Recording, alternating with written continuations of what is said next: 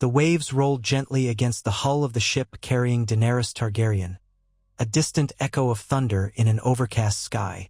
The narrow sea had once loomed as an obstacle between the mother of dragons and her birthright, but now, having crossed those waters, she found herself perched on the threshold of a land fraught with more tension than she had anticipated. There was no easy path to the Iron Throne, no matter how many armies or dragons she commanded. Westeros was a land knotted with alliances, betrayals, and ancient oaths. Daenerys stood on the deck, silver-gold hair unbound in the wind. She kept her posture regal, though her mind raced over all she had seen and heard.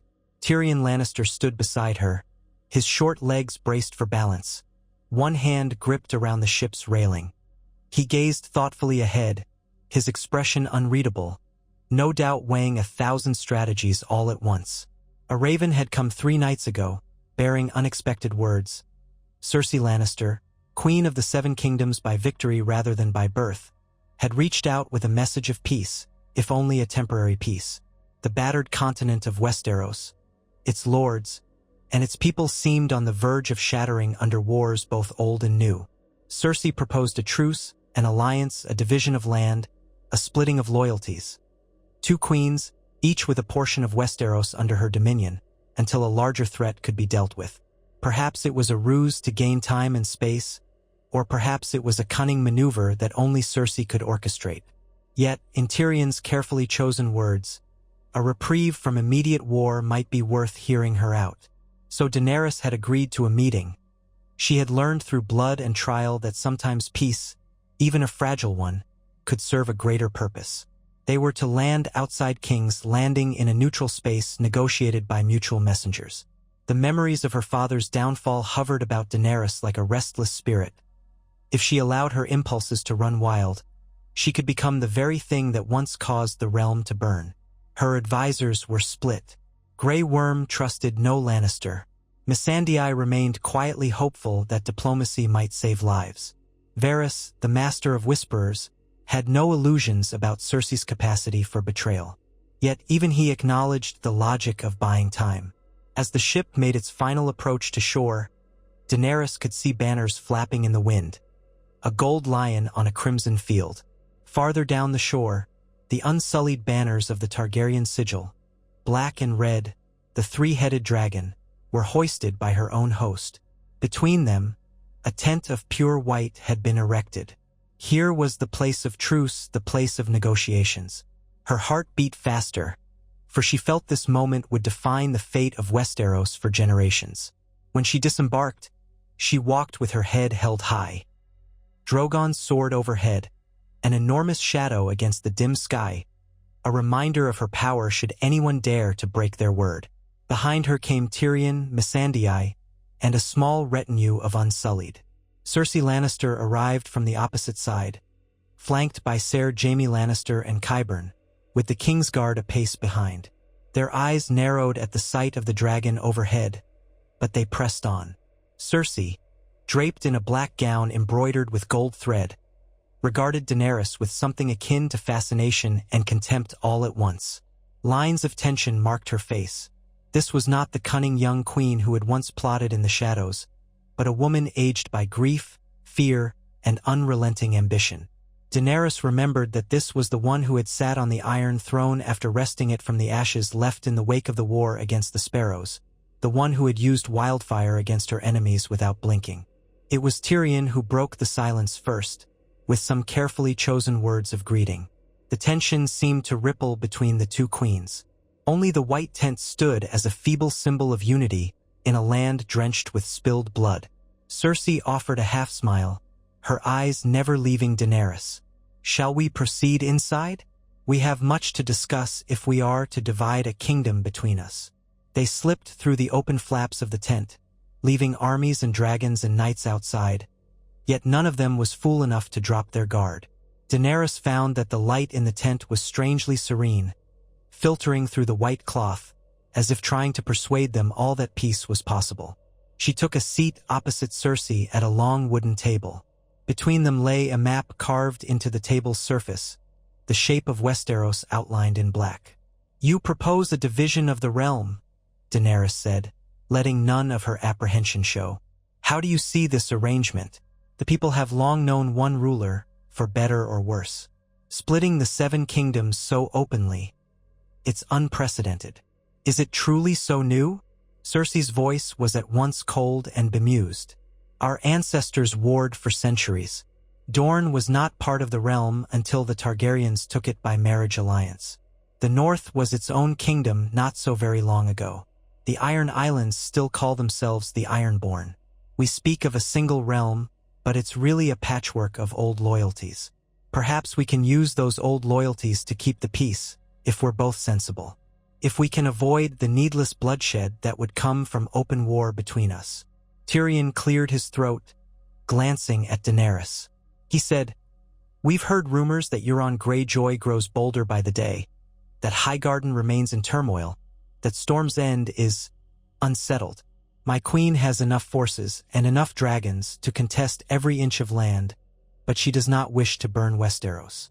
If you're truly offering an alternative, I suggest we hear your terms."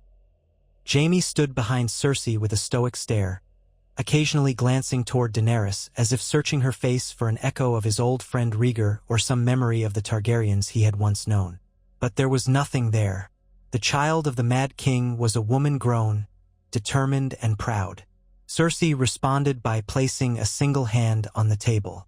She traced a line from King's Landing down through the Crownlands, sweeping westward toward the Lannister homelands.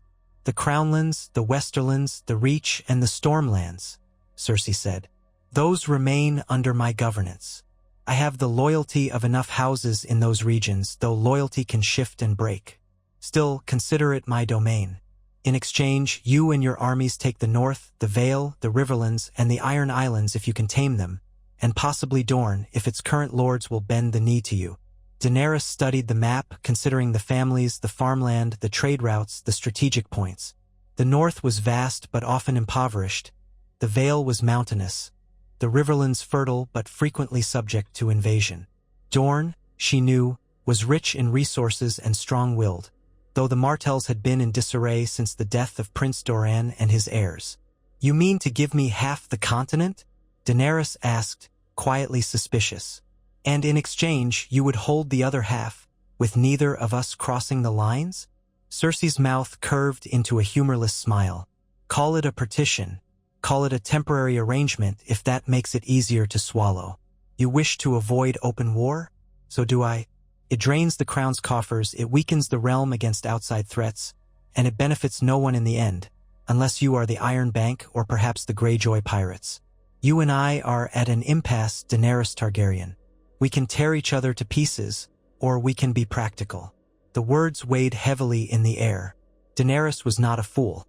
She understood that a war would cost thousands of lives, as well as diminish her own forces. Her dragons were formidable but not invincible, and she did not wish to see Drogon, Rhaegal, or Viserion wounded or killed by scorpions or other cunning Lannister inventions. She also knew that the White Walkers, an ancient threat from beyond the Wall, remained a looming terror, if the tales from the North were true. An army of the dead could not be fought with half her men decimated by a fruitless war in the South. She exchanged a glance with Tyrion. A fleeting look of caution and acceptance passed between them. She nodded.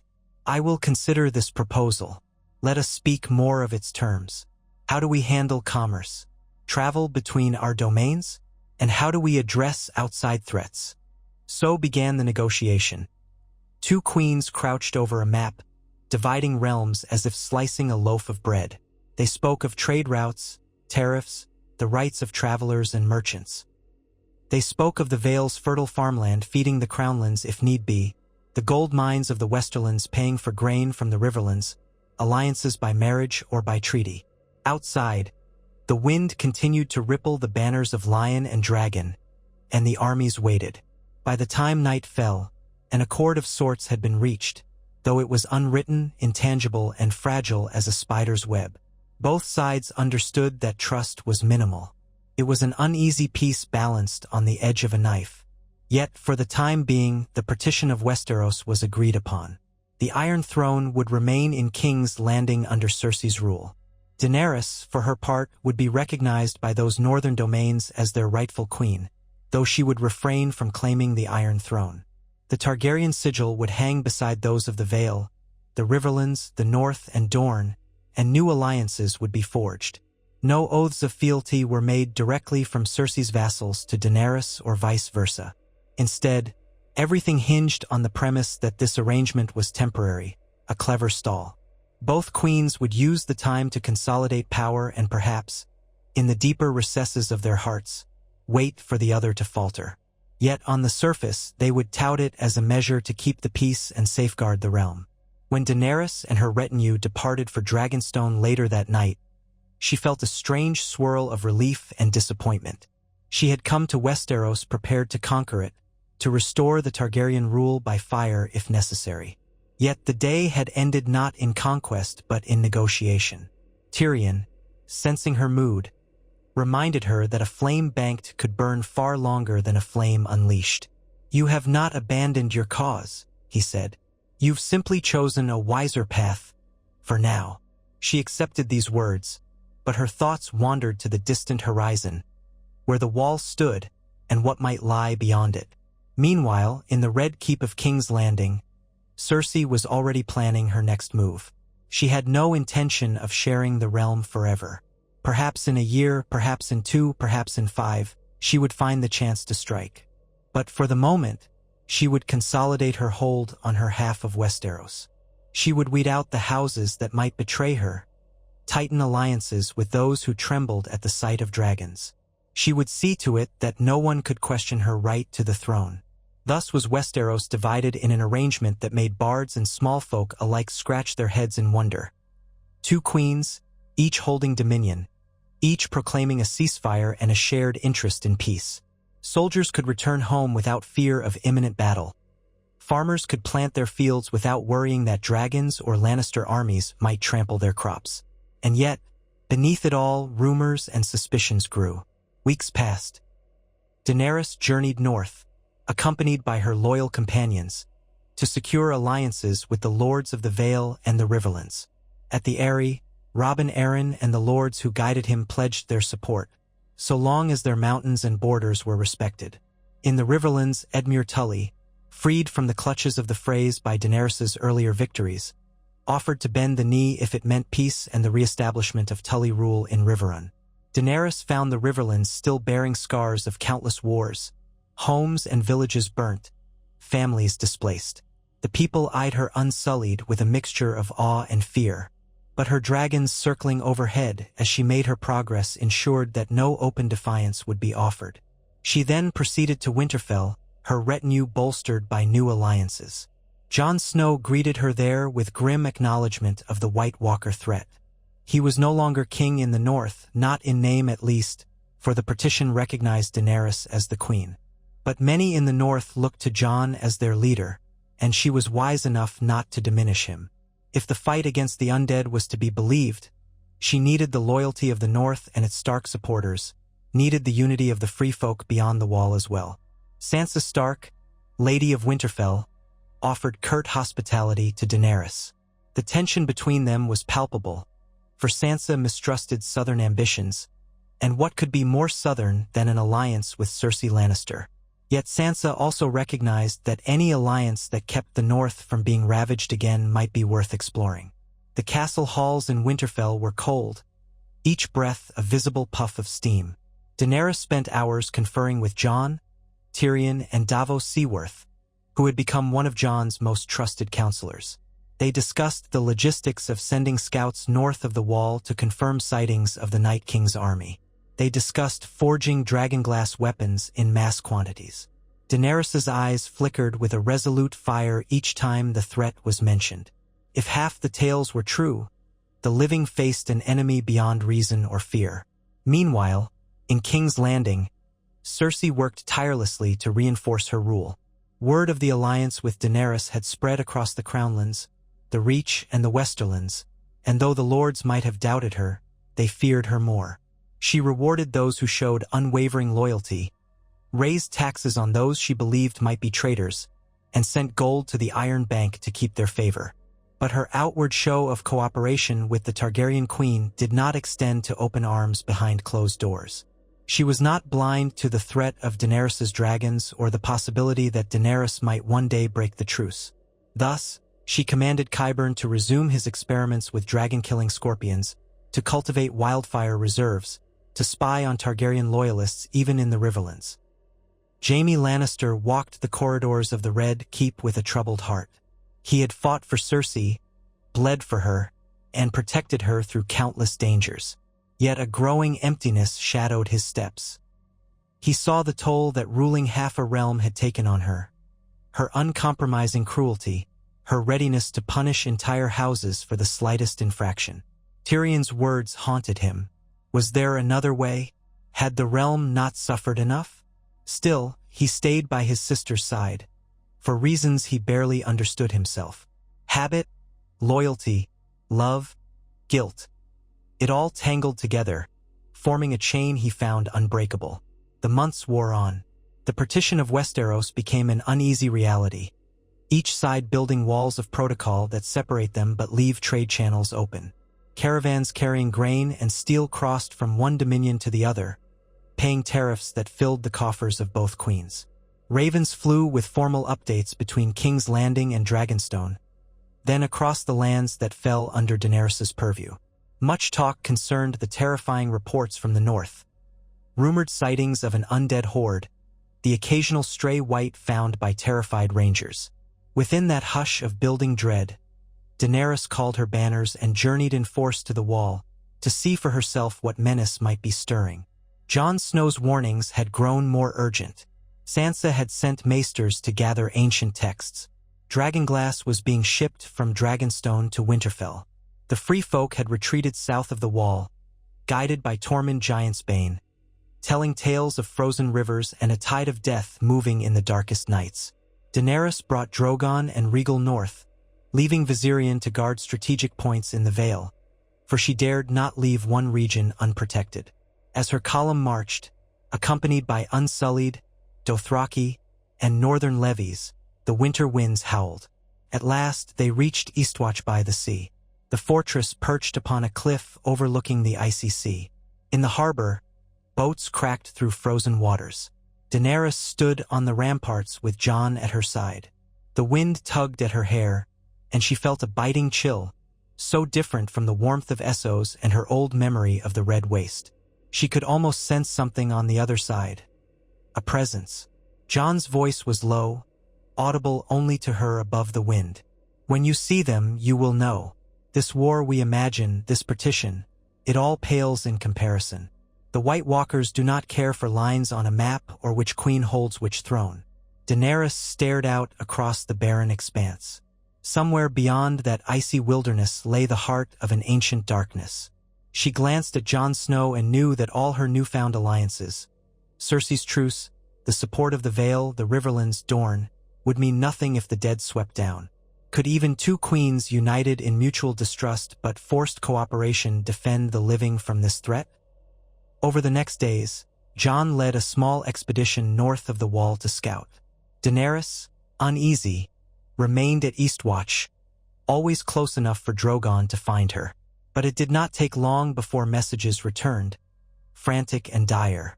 The undead host was massive, moving slowly but inexorably south. Once the scattered watchers glimpsed the whites, dozens, then hundreds, then more than they could count. They had fled back to Eastwatch, nearly frostbitten and filled with horror. The White Walkers were real and they were on the march. Daenerys felt a grim sense of validation for all Jon's warnings. She knew there was no choice but to send out a call to arms throughout her dominion. The North, the Vale, the Riverlands, and Dorne must rally. But there was also the matter of the half of Westeros ruled by Cersei. The unthinkable came to pass. Daenerys wrote to her supposed co-ruler, explaining the nature of the threat and calling upon her to keep to the terms of their peace, so that the entire realm might unite against the dead. Cersei's reply was unsurprising, at least at first. She demanded proof. She claimed that reports of walking corpses might be an exaggeration or a ploy by Daenerys to lure her armies north, leaving the south ripe for conquest. She was no fool, and trust was a commodity she did not deal in lightly. In the midst of this back and forth, Daenerys and Jon decided on a desperate mission. capture a white and bring it south. Prove to Cersei and the lords who followed her that the threat was real. Tyrion, for all his brilliance, found this notion extremely risky, but even he saw no alternative that would move Cersei to truly commit her armies rather than hoard them. The plan was hatched. A small, quick force would head beyond the wall, capture a lone white, and return with it living proof, or rather undead proof. Days later, Jon, Tormund, Jorah Mormont, and others set out. Daenerys waited again at Eastwatch, anxiety gnawing at her. The cold pressed into her bones. Each day she stood by Drogon, warming her hands against his hot scales, scanning the horizon for any sign of her friends. When a lone rider staggered out of the gloom, half dead with frost and terror, Daenerys mounted Drogon without hesitation. She led her dragons across the snowy fields, straight into the heart of the storm. What she found was House. Jon and his companions had been surrounded on a frozen lake by whites. The ring of the undead pressed tight. With the dragonfire unleashed by Daenerys' arrival, many of the whites were scattered or burned. A white walker, tall and pale-eyed, watched from the edge of the fray, controlling the dead as a puppet master. Jon urged everyone to climb aboard Drogon or Regal while they still could. But in that desperate scramble, Viserion was struck by an icy spear hurled by the Night King himself. The dragon roared in agony, flames sputtering into the frozen air. In seconds, he crashed into the ground, blood seeping onto the ice, sinking into frigid water. Daenerys, horror-struck, could only watch from Drogon's back as her child, her dragon, was lost. They escaped with the captured white, the living sword above the swirling undead mass, fleeing to Eastwatch. The survivors, though battered, had their proof. But Daenerys' heart was raw with grief. One of her dragons, her children, had perished. What's more, the Night King had resurrected Viserion under that eerie pale light, pulling the great beast from the depths and turning it into a white. The stories that later emerged from watchers on the wall told of ghostly, pale fire in Viserion's maw. The threat had grown more fearsome than any had imagined. Still, Daenerys pressed on. She traveled south with Jon, Tyrion, and an escort, bringing the undead captive. They arranged a new meeting with Cersei in the dragon pit near King's Landing. Many lords and ladies came, curious or fearful, to witness this bizarre spectacle. Cersei arrived in her full regalia, Jaime at her side, Qyburn behind them. The hound dragged out the rotting white in a box, releasing it to lurch and snap at the nearest living throat. In that moment, when lords and ladies recoiled, Cersei's face showed a flicker of genuine shock. Even Qyburn's morbid fascination was evident as he stepped closer to see this abomination. "This is the enemy?" Jon Snow said in a hoarse voice, referencing the undead thrashing at its chains. "It will not stop until every living thing is destroyed. You cannot appease it, you cannot bargain with it. We either stand together or die." Daenerys allowed the white to claw at the stones of the dragon pit, listening to the rasp of its inhuman breath. She did not need to speak. The very sight of this creature was more persuasive than any speech. "Even so," she added, "while we fight amongst ourselves, the true enemy grows stronger." Cersei's composure returned as she regarded the white. She nodded slowly, turning away with an expression carefully schooled into neutrality. "Very well. You have shown me there is something monstrous in the north. I will honor our arrangement. I will send my armies to the north to fight alongside yours, for the good of the realm." It was the statement everyone in attendance hoped to hear, and relief flickered across many faces. But Daenerys, Tyrion, Jon, and those who knew Cersei well still harbored doubts. Would she truly send her forces, or was this another cunning ploy? They had little time to question her sincerity. The threat of the Night King grew daily. If they hesitated too long, the dead would breach the wall, perhaps with the aid of White Viserion's unholy flame. Daenerys departed with her retinue, satisfied on the surface with Cersei's promise. Yet once more, a compromise had been brokered, an uneasy thread linking the two queens. On the voyage back north, tensions boiled over among Daenerys' closest advisors. Some believed that Cersei would never truly fight for the living. Others said that, if only for her own survival, the Lannister queen might commit her armies. Daenerys held silent, plagued by dreams of White Viserion tearing through the night sky, burning the living with his icy blue flame. In her private hours, she wished she had never allied with Cersei, or at least had marched on King's Landing and ended that threat. But that was no longer an option. She had chosen diplomacy, for the good of the realm, for the sake of the living against the dead. As autumn waned and winter's grip tightened, ravens flew across Westeros calling the banners. From the Westerlands to the Reach, lords awaited Cersei's command. In the north, Daenerys and Jon assembled as many swords as they could muster. From Dorne came small but determined forces, unifying behind Daenerys. Sansa Stark shored up defenses at Winterfell. The Vale lent its knights. The Riverlands contributed archers, though their numbers had been reduced in the prior wars. The plan was to hold the line at Moat Cailin if the wall fell, or to rally at Winterfell if the north needed further support. In King's Landing, Cersei had no intention of sending her entire force north to perish in the snows. She summoned Euron Greyjoy, forging secret pacts to ferry the Golden Company from Essos, believing that once Daenerys spent her armies against the White Walkers, the Lannisters could sweep in and crush whatever remained. Jaime Lannister, sickened by her duplicity, confronted her. "If the dead win, they will come for us all. You cannot hold them off with the Golden Company alone." Cersei's eyes flashed. "Let them kill each other in the north. If Daenerys triumphs, she'll be weakened. We have scorpions to kill her dragons. We have gold. We will hire every mercenary in Essos if we must. We will not kneel to a foreign queen." Jaime stood there for a long moment, wrestling with conflicting loyalties. At last, with a trembling hand, he removed his golden Lannister cloak. He turned away from Cersei, leaving her in the chamber, her face unreadable. Jaime rode north that very night, heart heavy but resolved. Someone in the south had to keep faith with the living. Outside, the snows came earlier than expected, swirling in flurries through King's Landing streets. The city had rarely seen such weather. Felt like an omen. Word arrived that the Night King had tested the wall at Eastwatch, his undead dragon unleashing a strange, crackling breath that shattered ice and stone. The wall was breached. Thousands of the dead poured through, unstoppable. Eastwatch fell, its defenders slaughtered or forced to flee westward. The news spread like wildfire. The army of the dead had invaded the north. Panic seized the small folk. In Winterfell, Daenerys rallied her army.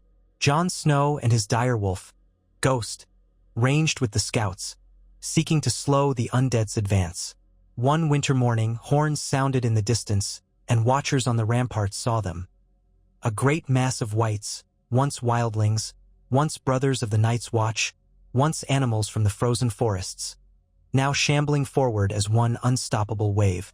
Daenerys stood atop the walls of Winterfell, cloaked in furs, her breath fogging. Drogon and Rhaegal perched in the courtyard, their reptilian eyes scanning the skies for their fallen brother. Around her, men and women prepared. Gendry had forged dragonglass weapons by the cartload, distributing them to every sword arm. Archers lined the battlements, aiming arrows tipped with obsidian. Northmen, Vale Knights, Dothraki unsullied. They gathered side by side, the lines of partition between realms temporarily forgotten. Sansa Stark, grim-faced, directed the evacuation of Wintertown's small folk. Arya Stark tested the balance of a new dragonglass-dipped spear. In the horizon, thunder rumbled as an icy wind howled. The first ranks of whites appeared, a black tide on the white snow, their eyes burning with deathly light. Behind them, upon a rise, stood the White Walkers, tall as ghosts, brandishing spears of ice. And somewhere above, a shape passed through the clouds Viserion, enslaved by the Night King, letting out a cry that sounded like the shriek of hell itself. Daenerys exchanged a last look with Jon, who stood at the gates, sword in hand. She placed a hand on Drogon's flank, then climbed onto his back. Tyrion, commanding from inside the walls, felt a pang of dread. But this was the moment. The living would rise to meet the dead. Drogon took flight, Regal following, as Daenerys soared out over the ramparts. She saw the endless horde, and her heart quailed at the sight. Still, she loosed a command in High Valyrian, and Drogon rained fire down upon the undead. The flames lit the snow and melted the ice, shriveling whites by the hundreds. Regal joined the assault. For a moment it seemed that dragonfire might hold them back. But the mass was too large. They kept coming, an endless swarm, some crawling over their burning brethren to advance. Below, the living forces clashed with the front ranks of the whites. The clash was a maddening chaos. Dragonglass spears plunged into rotting flesh, swords hacked at skeletal limbs, war horses reared, half-crazed with fright. The Dothraki screeched their battle cries, rocks gleaming with obsidian edges. The Unsullied formed disciplined ranks, though the swirling mass of the dead tested even their unbreakable phalanx. From the walls, arrows whistled down, killing whites with carefully aimed shots. The smell of rot and burning filled the air. Then came the Night King's blow. Through the swirling blizzard, Viserion plunged, his jaws wide, spewing blue-tinged flame upon the living. The heat of it was alien, unnatural, burning cold and scorching at the same time. Regal soared to meet him in a frenzy of flapping wings. The two dragons collided in midair, biting, clawing. Their shrieks thundered. Daenerys steered Drogon to join the fray, but the wind and snow buffeted her, and she feared losing her seat. Below, the living lines faltered as whites poured in from the flanks. Jon Snow hacked his way through the dead, his Valyrian steel sword glowing with faint moonlight, as if repelled by the presence of such darkness. At his side, Tormund swung a warhammer. The ground grew slick with gore, but the living refused to break, forming pockets of resistance amid the crush of bodies. Ghost darted through the snow, ripping into the throats of skeletal whites, only to see them still crawling forward, unstoppable. The fierce determination of the living, the memory of all they fought for, fueled them. But for every white they felled, two more seemed to take its place. Sansa, from the battlements, watched in horror as the outer defenses gave way. Arya leaped from rampart to rampart, loosing arrows and flinging knives with uncanny speed. The Hound roared curses while fighting near Brienne of Tarth, both drenched in sweat and blood. Now and then, a White Walker advanced into the fray, swinging an icy blade that shattered steel. Only dragonglass or Valyrian steel could slay them, and few possessed such arms. Meanwhile, high above, Daenerys managed to guide Drogon alongside Viserion. She saw the familiar shape of her lost dragon twisted by death, pale flesh where once there had been vibrant color, a terrible wound seared across its body from the spear that had claimed it. The Night King clung to Viserion's back, his blue eyes fixed on Daenerys. She felt an unnatural chill seize her heart, as if a hand of ice had wrapped around it. She urged Drogon to unleash dragonfire. Drogon's flames engulfed Viserion, but the undead dragon emerged on the other side, wounded but still flying. The Night King raised his spear of ice. Daenerys braced for another impossible throw. Regal swooped in, slamming into Viserion's flank. This time, the two dragons collided so violently that the Night King lost his hold. He tumbled through the air and landed with a crash among the whites below, scattered but unhurt. Viserion, wounded and in a rage, turned on Regal, biting at the green dragon's neck. Regal shrieked in pain. Daenerys guided Drogon into the fray, raking Viserion's side with claws. She felt torn, sobbing with grief even as she waged the savage aerial battle. Brother fought brother in the sky, dead scale against living scale, blood and flame swirling. Below, the fighting raged on. A group of White Walkers advanced toward the gates of Winterfell, slaying men and women with their ice-forged spears. Jon spotted them and rushed to intercept, dispatching whites in his path with a flurry of precise strikes. One White Walker engaged him, and ice clashed against Valyrian steel, sending sparks of frost swirling around them. The creature was silent, its expression inscrutable, but its strength was immense. Jon nearly faltered, battered by each swing. At that moment, Jaime Lannister appeared, having ridden hard to reach Winterfell. His golden hand was strapped tight to his arm, but in his good hand he held a blade of steel lined with dragonglass. He slammed into the White Walker from behind, forcing it to pivot. Jon seized the opening and sliced through the creature's chest. With an unearthly wail, the White Walker shattered into shards of ice that dissolved in the swirling snow. Jaime and Jon locked eyes, mutual relief and unspoken gratitude passing between them. All across the battlefield, men and women fought the dead with desperate resolve. The living had the advantage of superior arms, strategy, and dragonfire, but the dead had numbers, tirelessness, and the unholy presence of the Night King. The line wavered again and again. Daenerys, from Drogon's back, spotted the Night King rising from the fallen masses, dragging in new whites to his side with a silent command. She realized with dawning horror what he intended. Every corpse, friend or foe, would be risen anew to bolster his army. There were too many fallen living, too much blood soaking the fields. Yet at the crucial instant, Tyrion's plan sprung into motion. A wave of wildfire caches, planted in trenches around Winterfell, ignited with bright green flame, cutting off the main body of the undead from the Night King. But the fire was unpredictable, and some of it spilled into the living ranks, who cried out, burned by the same flame meant to save them. Daenerys cursed the necessity.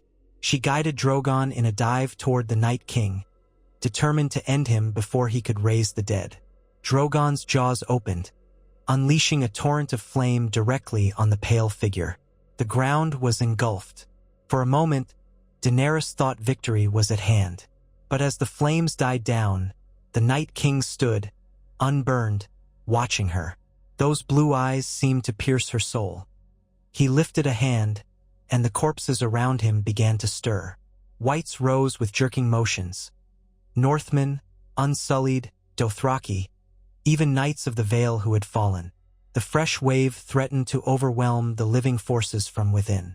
At the same time, the aerial struggle between Viserion and Rhaegal reached a fever pitch. Rhaegal, battered and bleeding, latched onto Viserion's neck in a vice-like grip. The undead dragon hissed, but Rhaegal tore out great chunks of decaying flesh. Blue flame spewed, striking Rhaegal's side. With a final shriek, Rhaegal twisted and snapped, severing the undead dragon's neck. Viserion's roars choked off. The Night King's hold was not so easily broken, but the body that had once been Viserion crashed into the snow, lifeless once more. Daenerys saw it happen, her heart pounding. One threat ended, her beloved child freed from the curse, though lost forever. The Night King stared at the fallen dragon, emotionless. He began to advance. That was when Jon Snow emerged from the swirling snow behind him. Ghost at his side, Jon slashed at the whites, forging a path. But how to reach the Night King through the knot of undead? Others joined the fight, men Daenerys did not recognize, but they too fell, raised as whites seconds later. Daenerys realized with cold clarity that the Night King must be slain or the dead would never stop. She urged Drogon closer, ignoring the spears of ice that soared up, narrowly missing them. Each time Drogon's flames licked the Night King, the ancient creature emerged unharmed. Fear shook Daenerys. Was he immune to dragonfire entirely? She circled back, seeking a vantage from which Jon might have a chance to strike. Meanwhile, within Winterfell's courtyard, more dead poured in through breaches in the walls. Sansa and Arya coordinated the defense inside, leading archers to vantage points, guiding civilians to the crypts. But the crypts themselves had proven unsafe once before, for the dead buried within could be raised. This time, elaborate precautions of dragonglass-laced barricades had been set. Jaime Lannister fought side by side with Brienne and Podrick, fending off waves of whites. His arms ached, and he could feel the chill seeping into his bones, but he pressed on. Tyrion, unarmed but resourceful, directed groups of fighters. All around them, Winterfell burned, smoldering with pockets of green flame and roaring with the normal orange fire of dragon breath. At last, Daenerys spotted a fleeting chance. The Night King stood briefly alone, separated from his whites by the ring of wildfire. Jon, battered and panting, stood a short distance away. Daenerys guided Drogon down, letting her mount land heavily between the Night King and the bulk of the undead. She slid from Drogon's back. Jon stared in shock as she strode toward the Night King, her expression fierce, her breath visible in the frozen air. The Night King's eyes flicked from Jon to Daenerys, as if uncertain whom to kill first. Drogon roared behind her, a constant threat. The Night King raised his spear. Daenerys pressed her hand to her belt, drawing a small dagger of dragonglass. She locked eyes with Jon. There was a silent understanding. Jon rushed forward, distracting the Night King's gaze. The ancient being hurled his spear of ice, forcing Jon to dive aside at the last instant. A twist of the Night King's arm, and another spear began to form out of the freezing air, but it took precious seconds. Those seconds allowed Daenerys to close the distance, pushing past her fear of the supernatural cold that emanated from him. She lunged with the dragonglass dagger. The Night King, inhumanly quick, caught her wrist in one hand. The chill bit into her flesh, and she cried out in pain. She felt as if her arm would freeze and shatter. Yet she did not relent, struggling to drive the dagger forward. Jon came at the Night King from behind, long claw raised. The ancient creature released Daenerys to pivot, meeting Jon's blade with a bare hand that seemed to ripple with frost. Longclaw's Valyrian steel bit into the Night King's palm, black ichor staining the metal. With an unearthly wail, the Night King staggered, momentarily wounded. That was the opening Daenerys needed. She drove the dagger deep into his back, the dragonglass piercing centuries of darkness. The Night King let out a piercing shriek that rattled the bones of all who heard it. The cold fire in his eyes flickered. In that moment, every wight within sight faltered. Some collapsed outright, while others swayed, their animating force unraveling. The White Walkers on the field began to shatter into ice. A hush fell across the battlefield as the unstoppable tide of undead ground to a halt. Daenerys stumbled back, cradling her frostbitten wrist. Jon caught her before she fell, breathing raggedly. Drogon roared in triumph, flames spilling from his jaws. The living across Winterfell raised their voices in a hesitant cheer, the reality of victory just sinking in. They had done it. The Night King lay broken, dissolving into shards of ice. His army was undone. Winterfell stood, albeit battered and in ruins. In the aftermath, dawn broke over a battlefield of carnage. Thousands of corpses littered the snow. The survivors gathered, too few, covered in soot and blood. They had faced the end of the world, and for now they had prevailed. Daenerys wept for the loss of Rhaegal, mortally wounded in the fight, and for Viserion, who had already been gone. Drogon remained. Ned, but he was scarred. The casualties among the living were immense. Entire houses extinguished, whole families lost. Yet they were alive, and so was Westeros. While the North grieved and began the long process of clearing the bodies, an old question reasserted itself. How would the realm be ruled now that the primary threat was gone? The partition had been born out of necessity, an uneasy truce that hinged on the White Walker menace. Now, in the aftermath, would the two queens return to war? Jon Snow looked upon Daenerys with a heavy heart. He knew that any day could bring ravens from the south, proclaiming a Lannister march or an abrupt betrayal. Tyrion, bearing fresh wounds from the battle, tried to counsel hope that their unity in the face of the undead might create a lasting peace. But old hatreds died hard, and the memory of the dead's threat might not outweigh ambition forever. Far in the south, in King's Landing, Cersei Lannister had never truly committed her forces. She had waited, gleaning information from her spies. When word reached her that the Night King was destroyed and Daenerys' forces had suffered terrible losses, she permitted herself a cold, satisfied smile. So the Targaryen queen still lived, but likely in a weakened state. Cersei's domain remained unscathed by the horrors of the undead. Her armies were intact, and the Golden Company was due to arrive by ship soon. She was poised to strike at the right moment. Jaime Lannister, now in the north, felt the weight of his sister's sure betrayal pressing upon him. Winterfell lay in ruins, its people half-starved. The realm had suffered grievous losses. So he confided in Jon and Daenerys, telling them all he knew of Cersei's preparations, her scorpions designed to kill dragons, her secret store of wildfire, her deals with the Iron Bank and the Golden Company. There would be no rest for the living. Exhausted but resolute, Daenerys resolved to press on. She had lost 2 dragons. Her armies were decimated. The winter snows would only grow thicker in the coming months. Yet she had come to Westeros to claim a throne, to break the wheel. She could not abandon her vow to free the common folk from tyranny, even if that tyranny was her reluctant ally turned traitor. Perhaps she could broker a real settlement with Cersei if the Lannister queen saw that the realm needed healing, not further war. But Daenerys had no illusions left.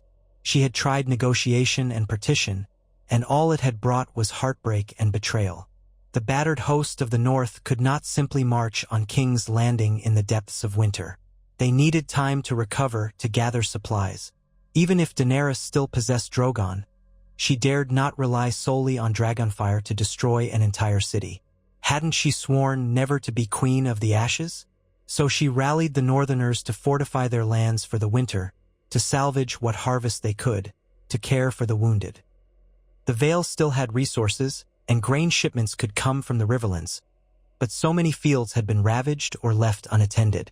Sansa Stark, now recognized throughout the North as its acting lady, asked for more autonomy in deciding the region's future. Tensions flared again, as some Northerners whispered that Daenerys' presence had brought destruction upon them. Others argued that without her dragons, the Night King would have prevailed. Jon Snow stood in the middle, a peacemaker torn between 2 allegiances. He respected Daenerys, admired her courage, and mourned her dragons as deeply as if they were his own. But he was also a Stark raised in Winterfell, protective of the North. He had learned his parentage, the blood of Targaryen kings ran in his veins, but still he identified with the people of the North who had named him their king at least once. The partition had placed him in a strange position, neither true king nor mere subject. The politics of it all weighed on him more heavily than the White Walker threat ever had. Fighting an army of the dead required only courage. Fighting the living required cunning and subtlety. As the weeks went by, Cersei consolidated her hold on the southern regions. She staged public celebrations of the victory over the undead, claiming credit for having supported the cause by sending supplies, a lie perpetuated by her mouthpieces. Many lords in the Reach, seeing the North in tatters, gravitated to Cersei's banner. Euron Greyjoy boasted that he had broken any remaining Ironborn challengers at sea, praising Cersei as the rightful queen of all Westeros. The Golden Company began landing on the shores of Crackclaw Point, reinforcing Cersei's host with disciplined sellswords. Tyrion's network of spies, though diminished, warned that the Lannisters were preparing a new assault. It might not come immediately, for even the South had to cope with the creeping cold, but come it would, probably before the next harvest. Any hopes of a permanent peace dissolved like snow on a dragon's tongue. The short-lived partition had served only as a respite. Amid this new uncertainty, Daenerys called a council in Winterfell's great hall, the walls scarred by battle. The Starks were present. Sansa, Arya, Bran, who had awakened from the battle unscathed but subdued, his eyes often clouded with distant visions. Tyrion stood by Daenerys, Varys at his side, though the spider's once vast network was reduced. Grey Worm listened in silence, the scars of the recent war fresh upon him. Davos Seaworth watched from the side, providing measured insight. Jaime Lannister sat among them, the tension in his posture evident, for he was among the few Lannisters who had chosen to fight for the living. Daenerys, with her injured arm bound and her face thinner from exhaustion, spoke calmly. "We face a choice. Do we wait, attempt to recover from the war with the dead, and hope that Cersei does not descend upon us while we are weak? Or do we gather what forces we have left, march south, and confront her before she can strike us here?" Sansa set her jaw. "Winter is upon us. Even traveling the King's Road is dangerous now. We could lose half our men to the cold, and the North has bled enough. We need time to heal." Arya's eyes flickered. "Cersei will not give us time." Jon leaned forward, hands clasped. We can't let our people starve or freeze. If we march now, we march to our deaths. A single campaign in these conditions. It's not only the cold that will kill us. The small folk will turn against us if we seize their grain and livestock to feed the troops. Tyrion cleared his throat. We need allies. The Vale, the Riverlands, Dorne, they must stand with us if we have any hope of success. But even their numbers have been diminished, and gathering them will take months. If we rush south blindly, we'll find ourselves encircled by the Golden Company and Lannister forces. Bran, who rarely spoke at these gatherings, finally murmured, "There is more than war to consider. The realm's future, the memory of the dead. How do we learn from it?" His eyes, milky and distant, offered no further guidance. Daenerys suppressed a weary sigh. She understood the arguments and all were valid. Yet the sense of inevitability gnawed at her. The partition had always been a half measure, a bandage over a still bleeding wound. Now the chance to unify the realm and rebuild was overshadowed by Cersei's ambition. Could she find a path that did not require more slaughter? Or would she have to become the conqueror, the breaker of chains turned destroyer of an old regime? Night fell on Winterfell, the castle quiet but for the moaning wind and the distant sobs of those mourning lost loved ones. Daenerys walked the ramparts, accompanied only by the footsteps of Grey Worm behind her. The wind tugged at her fur-lined cloak, and she gazed out over the moonlit snow. Somewhere out there, Cersei waited, plotting her next move. She thought of how close she had come to forging a real peace, dividing Westeros between them, sparing thousands of lives from being lost in a war for the Iron Throne. Now that dream seemed distant as the summer sun. She imagined her dragons flying over King's Landing, the city crumbling in dragonfire as some final push. The vision repelled her. Had she learned nothing from her father's madness? From the devastation she had seen in Essos, in Slaver's Bay? She wanted to break the wheel, not become it. But every path forward seemed to lead to blood. She recalled the moment she had watched Drogon's flames engulf the Night King, only to see him emerge unscathed. That chill terror had told her that some evils could not be reasoned with. Was Cersei Lannister such a foe? A crunch of boots in the snow made her turn. It was Jon, looking tired and burdened as ever. He bowed his head slightly in greeting. "You should be resting," he said gently. She allowed herself a sad smile. "And you, my lord?" He shrugged. "I've never been good at resting." They stood in silence for a time, the wind ruffling their cloaks. At last, Daenerys said, "I came here to claim the Iron Throne, to restore my family's legacy. I made alliances with the Dothraki, the Unsullied. I was hailed as Mysa and Breaker of Chains. But what have I really done here in Westeros? I've lost my children, I fought an impossible war, and now I face another. Sometimes I wonder if it might have been better to stay across the narrow sea." Jon regarded her, his dark eyes contemplative. "No, without you we would have lost to the dead. Whatever follows, at least the realm lives, and we have a chance. But at what cost?" she murmured, voice trembling with emotion she rarely allowed herself to show. He reached out, placing a hand gently on her uninjured arm. "You told me once that you wanted to break the wheel, that will still exists in the form of Cersei and those who would uphold her tyranny. We cannot let it grind on. But maybe there's another way to break it. Maybe we don't ride south with dragons and burn the city. Maybe we find a way to unite people through mercy, through justice. The same way you freed the slaves in Essos. They followed you because they believed." A spark of hope rose in her chest, though overshadowed by caution. "Would the lords of the South believe in me? After all the Targaryen name conjures? After the stories spread by Cersei?" Jon shrugged, a hint of a grim smile on his lips. "I'm no politician, but I know people follow those who show them a better future. We can't force them to trust us with swords and flame. But if we stand by them, help them survive this winter, share what little we have, maybe they'll see something other than a foreign conqueror."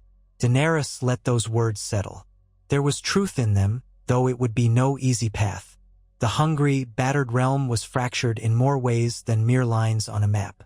perhaps focusing on one region at a time, showing them an alternative to Cersei's ruthless rule, might bring more houses to her cause. Yet even as she considered that, she remembered that Cersei was cunning and swift to punish any who wavered. For every house that joined Daenerys, the Lannisters might burn another. But maybe the realm had seen enough of destruction. They turned to gaze out over the white vastness. The wind carried distant howls, perhaps wolves, or maybe just the moaning of the breeze through the broken trees. Dawn would come soon, and with it, the first day of a realm free of the army of the dead, yet not free of old wounds. That left them with a monumental task, to mend those wounds, or to tear them open again. While Winterfell struggled with the aftermath, Cersei tightened her grip on her half of Westeros. She crushed any hint of dissension ruthlessly, sending the Mountain and other loyal knights to enforce her will. In the Westerlands, some lords grumbled about the rumored new taxes. In the Reach, pockets of Tyrell loyalists still resisted the Lannisters, but they had no unifying leader. Sowing fear was Cersei's specialty. She had Qyburn craft propaganda claiming that Daenerys was weakened, that her dragons were nearly gone, that she had brought ruin to the north with her foolish war. "Let the northern savages freeze," she declared to her court. "We have our own realm to protect." Euron Greyjoy remained an unpredictable factor, controlling the seas around the southern and western coasts. With the rest of the Ironborn scattered, he grew bolder, raiding and terrorizing smaller ports, extorting them under the banner of the Lannister alliance. Cersei tolerated his theatrics only as long as he remained useful and obedient. Behind the scenes, Jaime's defection rankled her. She vowed to see him punished for what she perceived as betrayal. Across the realm, small folk whispered of the uneasy peace that had once been declared, two queens dividing the kingdom in half. Some believed it might have spared them from the worst of the wars, while others claimed it had only postponed the inevitable. Now, with the White Walker menace ended, everyone expected the final conflict to erupt soon. The question was, would Daenerys strike first or would Cersei? Word came to Winterfell that the Golden Company had established a foothold at Harrenhal, using the ancient cursed fortress as a staging point. This posed a direct threat to the Riverlands and the Vale. If Daenerys did nothing, Cersei's hired swords might push east, seizing gullible or frightened houses, forcing them to bend the knee. Tyrion urged caution. Harrenhal had proven a trap for many before, from Aegon the Conqueror to Tywin Lannister and Roose Bolton. But it was a symbol of power. The Golden Company occupying it was a bold statement. Daenerys decided to respond not with an outright assault but with a diplomatic envoy, an invitation to the local lords to come under her protection. She sent envoys to Riverrun, the Twins, and even to the edges of the Vale, appealing to their sense of self-preservation. If the lords would rise against the mercenaries, Daenerys' forces would support them. Meanwhile, she quietly ordered Grey Worm to assemble a smaller, mobile force, Dothraki riders still capable of swift strikes, ready to sabotage Harrenhal's supply lines. In King's Landing, Cersei received reports of Daenerys' attempts to woo the River Lords. It unsettled her. The partition that had once granted Daenerys the Riverlands by right of treaty now became a source of anxiety. If those houses truly recognized Daenerys as their queen, the Lannisters' influence in that region would be precarious. So Cersei dispatched her own envoys, promising gold and grain shipments, exaggerations mostly, if the lords remained loyal to the crown in King's Landing. She believed that the memory of Targaryen dragons burning armies on the field of fire centuries ago would weigh against Daenerys. Thus, the realm braced for another civil war, one that might decide once and for all who truly ruled Westeros. Yet the land was exhausted. The fields had been upturned or abandoned. The small folk had endured winter's chill, the undead threat, and now the prospect of more bloodshed. Many whispered that the gods must be punishing them for the sins of their rulers. Others prayed for the rumored Azor Ahai, the prince that was promised, to somehow intervene. But prophecy offered no comfort now. All the while, Daenerys wrestled with a lingering sense of guilt over her alliance with Cersei. Had it saved them from a vicious southern campaign and allowed them to defeat the White Walkers? Or had it simply given Cersei time to build her strength unopposed? Perhaps both. She sometimes stood in the great hall of Winterfell, the old Stark banner overhead, and remembered the moment in the white tent when she and Cersei had divided Westeros. If she had attacked then, perhaps King's Landing would have been hers before winter. But how many would have died? And would she have been able to face the Night King in time? Such thoughts led to endless spirals of regret and speculation. One cold evening, as a bitter wind rattled the windows, Daenerys received a raven from a secret informant near Harrenhal. A captain of the Golden Company was willing to treat with her, displeased by some of Cersei's broken promises of payment. It was an opportunity, albeit a risky one. Tyrion and Varys debated it extensively, seeing the potential to splinter Cersei's mercenaries from within. If enough captains felt shortchanged, they might mutiny or at least stand aside. Daenerys dared to hope that a battle could be avoided altogether. She approved the plan, instructing Varys to handle the delicate negotiations in utmost secrecy. Days turned into weeks, and a cautious dance of subterfuge began around Harrenhal. Spies exchanged letters, bribes changed hands, loyalties were tested. Cersei's loyal agents hunted for any hint of betrayal within the Golden Company, and they found enough traces to spark suspicion. The uneasy mercenaries realized they were being watched and grew hesitant to move openly. Daenerys waited in the north, fighting the urge to bring Drogon south and raise Harrenhal outright. But a single brash move might undo all their delicate efforts. Amidst these looming plots, the partition of Westeros, once declared so boldly between two queens, still existed on parchment but scarcely in practice. The lines had blurred, with spies and envoys crossing them daily. War felt inevitable. Through it all, the people prayed for respite, for the spring that seemed an impossible dream. At long last, a coated raven arrived in Winterfell bearing news that the time to strike was near. Some captains of the Golden Company were prepared to mutiny if Daenerys' force approached, but they needed a demonstration of power, something that showed Daenerys could offer them a better future than Cersei could. With the snows thawing slightly in the Riverlands, an early opportunity arose. Daenerys' council convened to plan a swift maneuver, a coordinated Dothraki raid on Harrenhal's outer defenses, supported by local river lords rising in arms, timed precisely to coincide with the Golden Company's internal rebellion. Though the plan reeked of uncertainty, Daenerys found herself cornered by fate. She could not allow Cersei to extend her influence unopposed, nor could she remain in the north indefinitely, for the lords who had declared for her demanded to see tangible leadership. So she decided to lead the strike herself, Drogon at her side, while Jon Snow maintained order in the north. Tyrion accompanied her, determined to see the outcome of his careful plots. Grey Worm commanded the unsullied contingent that would march behind the Dothraki. They set out under cloudy skies, a column of hooves and boots crossing the neck, forging carefully along roads half-melted by the receding snow. Spring was still far off, but the days were marginally longer, and the wind less biting. The Dothraki, restless after the winter, were eager for open ground.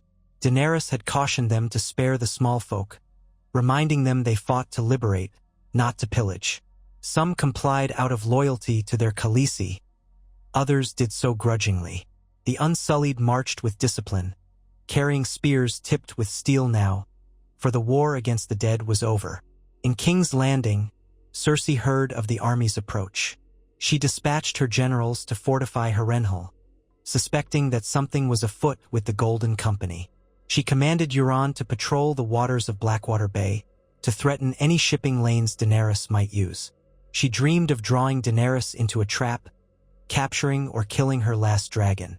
Qyburn presented new contraptions, refined scorpions with greater accuracy and range, though only a few had been transported to Harrenhal so far. Meanwhile, Jaime Lannister rode at the head of a small force from the north, traveling parallel to Daenerys' host but at a distance. He had sworn allegiance to Daenerys, yet he knew the land better than most. He believed if there was a chance to limit bloodshed, they should take it. Perhaps he could persuade some Lannister loyalists to stand down. Tyrion did not entirely trust his brother's plan, but he recognized Jaime's sincerity. As Daenerys' army drew near Harrenhal, the tension grew palpable. Drogon's presence overhead cast a vast shadow on the plains, reminding all that the Targaryen queen still wielded living fire. The battered river lords, rallied by Edmure Tully, gathered in uneasy alliances. They had lost much to prior conflicts, but they would stand to reclaim their ancestral lands from the grip of Sellswords. The Golden Company, within Harrenhal's ruined walls, appeared outwardly loyal, but signs of internal strife flickered. The stage was set for a clash that could ignite open war again, or break the final hold of Cersei's tyranny in the Riverlands. Daenerys stood on a rise overlooking the fortress. She recalled stories of Aegon the Conqueror, who had burned Harrenhal. The sight of those melted towers served as a reminder of Targaryen might and also Targaryen ruthlessness. She tightened her grip on Drogon's reins. Perhaps this time the fortress could be won without so much carnage. The midday sun struggled through a blanket of clouds, casting shifting patterns of light upon the broken towers. Tyrion, by her side, exhaled slowly. "This is the hinge on which the realm's future may turn," he said, eyes flicking between the fortress and Daenerys. "If we succeed here, the Riverlands will see we can offer stability. More might flock to your banner. If we fail, well, you saw what a single miscalculation cost us at Casterly Rock." Daenerys nodded. "I will not fail," she whispered. Grief and determination burned in her chest, fueling her resolve. She would not lose more of her people, more of her future, not if she could help it. Below, horns sounded. The Dothraki began their charge, hoofs thundering across the plain.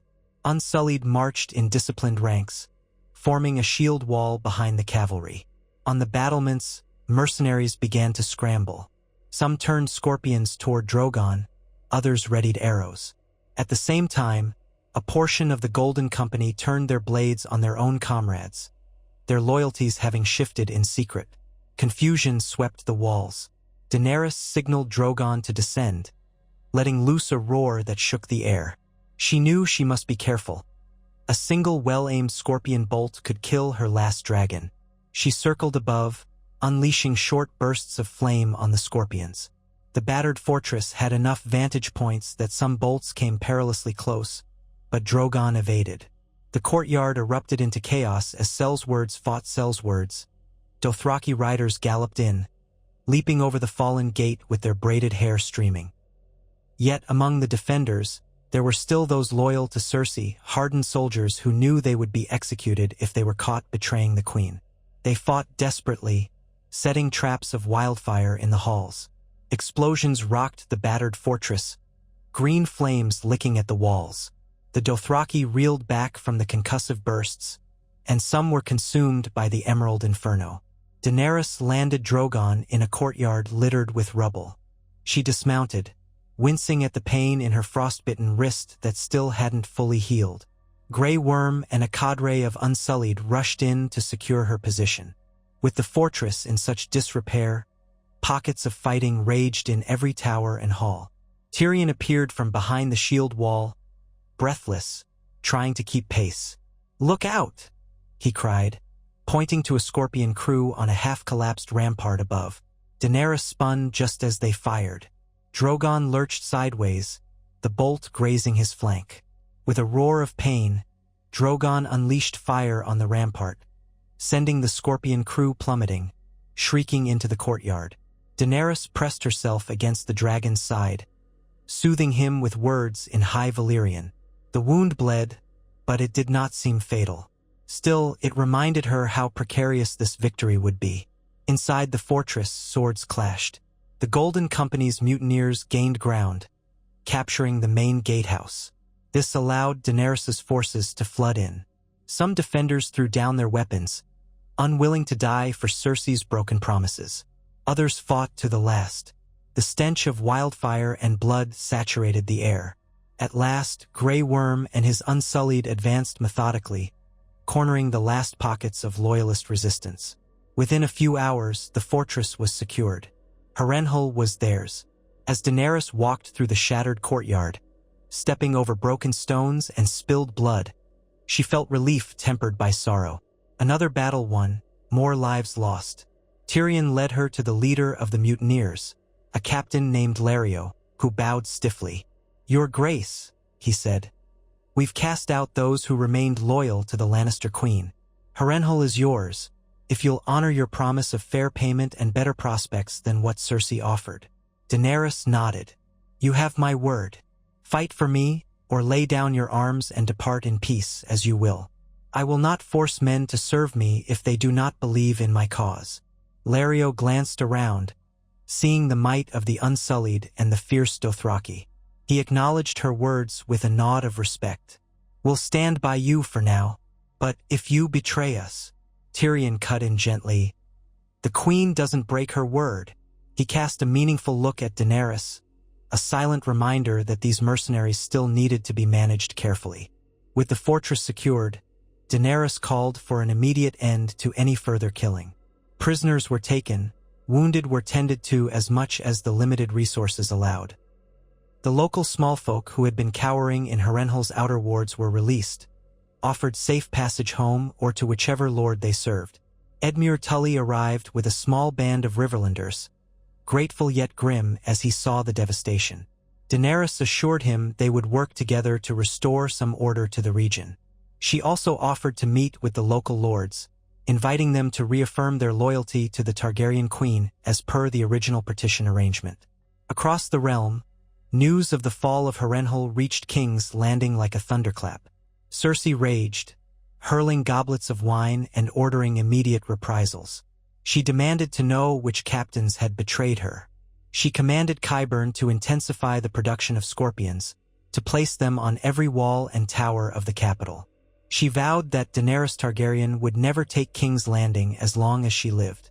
The partition of Westeros had become little more than a memory, a broken treaty overshadowed by renewed war. But it had served its purpose in a way.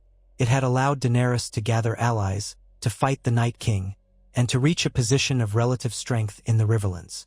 Though both queens had tried to wield the partition like a strategic dagger, in the end, the realm had bled from 1,000 cuts.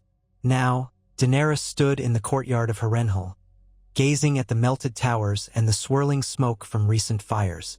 Tyrion approached her, exhaustion evident in every line of his face. Harrenhal has always been a symbol of curses and vanity, of men who overreach and die. Let's hope it brings us a different fate. She gave a short nod, acknowledging the ancient irony. The question remained, how would she move forward?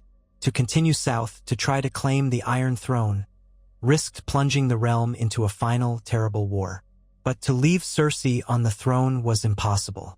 They had tried sharing Westeros, and it had led to this. Two queens could not abide one another for long, not with the Iron Throne in play.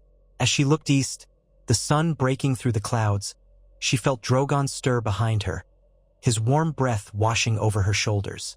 Something in her heart told her that the realm would not truly know peace until only one queen remained. Though weariness tugged at her soul, she pressed on. Gathering her surviving captains, she issued orders to fortify Harrenhal, to protect the small folk in the surrounding lands, to open trade routes back to the north and the Vale so that they could begin to rebuild. There would be no going back to the old partition. The next step was uncertain, but the direction was clear. To break the wheel, Daenerys would have to meet Cersei in one final struggle. Perhaps, if the gods were merciful, the people of Westeros would endure long enough to see what lay beyond it. A realm free of the living dead, free of the constant tyranny of fear. Night fell on Harrenhal as Daenerys and her commanders gathered for a meager feast in the ancient, drafty hall. The clash of steel and the screams of battle had faded, replaced by the moans of the wounded and the quiet shuffle of survivors. Even in victory, hearts felt heavy. Tyrion lifted a cup, his voice low. To those we lost in this madness, may their souls find peace in a realm beyond our troubles. Grey Worm stared at the flames of a nearby brazier, remembering the many unsullied who had fallen. The Dothraki turned their gaze to the ground, recalling lost blood riders. Riverlords lamented kin taken by war and famine. Daenerys, at the head of the table, her seat hardly more comfortable than any other, felt tears burn her eyes for her dragons, for her people, for a realm that seemed never to know an end to war. She sipped her wine, tasteless in her mouth, and spoke softly. "We have come far. We have lost so much. But a better future is still possible, for the sake of the people who remain. We have to believe in it." Those words hung in the air, a fragile promise in a land scarred by endless conflict. Outside, the battered ramparts of Harrenhal bore silent witness to the truth that power came at a terrible price. Still, a spark of hope lingered. The White Walkers were gone, and if the realm could endure one last trial, perhaps Daenerys could finally unite the Seven Kingdoms, or at least end the cycle of bloodshed. For now, the dragons and lions circled each other, each battered, each determined. The partition was over. The lines on the map had blurred beyond recognition. Only one question remained. Which queen would emerge victorious when the final storm of war broke over King's Landing? No one could say, but as dawn approached once again, Daenerys Targaryen rose from her seat in the great, haunted hall, readying herself for the next day's trials. She had not set out to share a throne, and she would not abandon the cause she had fought for across the sea. As she walked away from the table, a hush fell, and every warrior, noble, and freedman who had pinned their hopes on her watched her go, sensing that the last battle was only a matter of time. In the end, the realm would see just how fragile peace could be when perched between two queens determined to shape Westeros in their own image, and whether one might finally succeed in forging a lasting unity out of the ashes. The halls of Harrenhal still smelled of smoke and fresh blood when morning light seeped through the scorched ruins. Daenerys Targaryen stood at the castle's highest accessible tower, resting her good hand against a frost-pitted merlin, gazing across the riverlands that now lay under her protection. Even at a distance, she could see the scars of war, blackened fields, abandoned huts, charred tree stumps that jutted from the soggy, half-thawed ground. She inhaled, attempting to ground herself in the reality that she stood within one of Westeros's most accursed strongholds, on the cusp of the last great conflict in a realm that had seen too many. She felt Drogon's presence below, a comforting mass of muscle and scale, dozing in the courtyard with a bandage of sorts wrapped around his flank where the scorpion bolt had grazed him. The sight of that wound reminded her that even a dragon could be hurt. So could she. Somewhere below, her captains and counselors busied themselves with all the tasks that accompanied a recent victory: sorting prisoners from allies, disposing of the dead, issuing rations. Tyrion had already departed for the castle's vast kitchens, aiming to find something more palatable than the meager stew they had all choked down last night. Grey Worm led unsullied patrols around the outer walls, ensuring no loyalist remnants lurked in the labyrinthine chambers. The Dothraki roamed the outskirts, eager for open plains but respecting Daenerys's command not to pillage. A strong gust of wind rattled the tower stones, carrying a lingering whiff of the greenish tang of wildfire. So much devastation, Daenerys thought, all because two queens had tried to share a realm that would only tolerate one, or none. Her alliance with Cersei had begun as a brittle truce, an attempt to save lives and focus on the threat of the dead. The army of the dead was no more, but a new war smoldered in its place, and the cost might prove just as high. "Your Grace," a voice sounded behind her. She turned to see Varys, his robes neatly draped, though his expression bore the marks of sleepless nights. "We've received news from the River Lords. They're convening near the God's Eye to decide whether to affirm your rule. Lady Bracken and Lord Blackwood have differences, as always, and there are others who wonder what your presence here truly means. They remember the last Targaryen who held Harrenhal." Daenerys pressed her lips together, recalling the stories of Aegon the Conqueror, how Balerion the Black Dread had melted these very towers. "Summon them here if they will come. I would speak to them face to face. Harrenhal is large enough to accommodate their retinues, if we can put out all the fires in time." Varys lowered his head. "I will send the ravens, but I suspect some of these lords will want assurances. They fear Dragonfire almost as much as they fear Lannister retribution. The realm is tired, Your Grace. They've endured the War of the Five Kings, the war against the undead, and the rumor of another war now between you and Queen Cersei. They want peace, even if that means ignoring who sits the throne." Daenerys let out a slow breath. She understood. The small folk only wished for full larders, safe roads, and a respite from flames of any color. I won't threaten them with dragonfire. If they choose to remain loyal to Cersei, I won't burn them out of their homes, as she might do to them in my name. But I will protect them from her tyranny. Cersei cannot be allowed to terrorize this land any longer. Varys offered a faint smile of agreement, though worry lingered in his eyes. A noble intention, but we walk a narrow path. For many in the Riverlands, the name Targaryen conjures half-remembered legends. Some glories, some horrors. It might help if you appear less formidable. Think of how you won the affection of freedmen in Essos. Perhaps you could adopt a more conciliatory posture.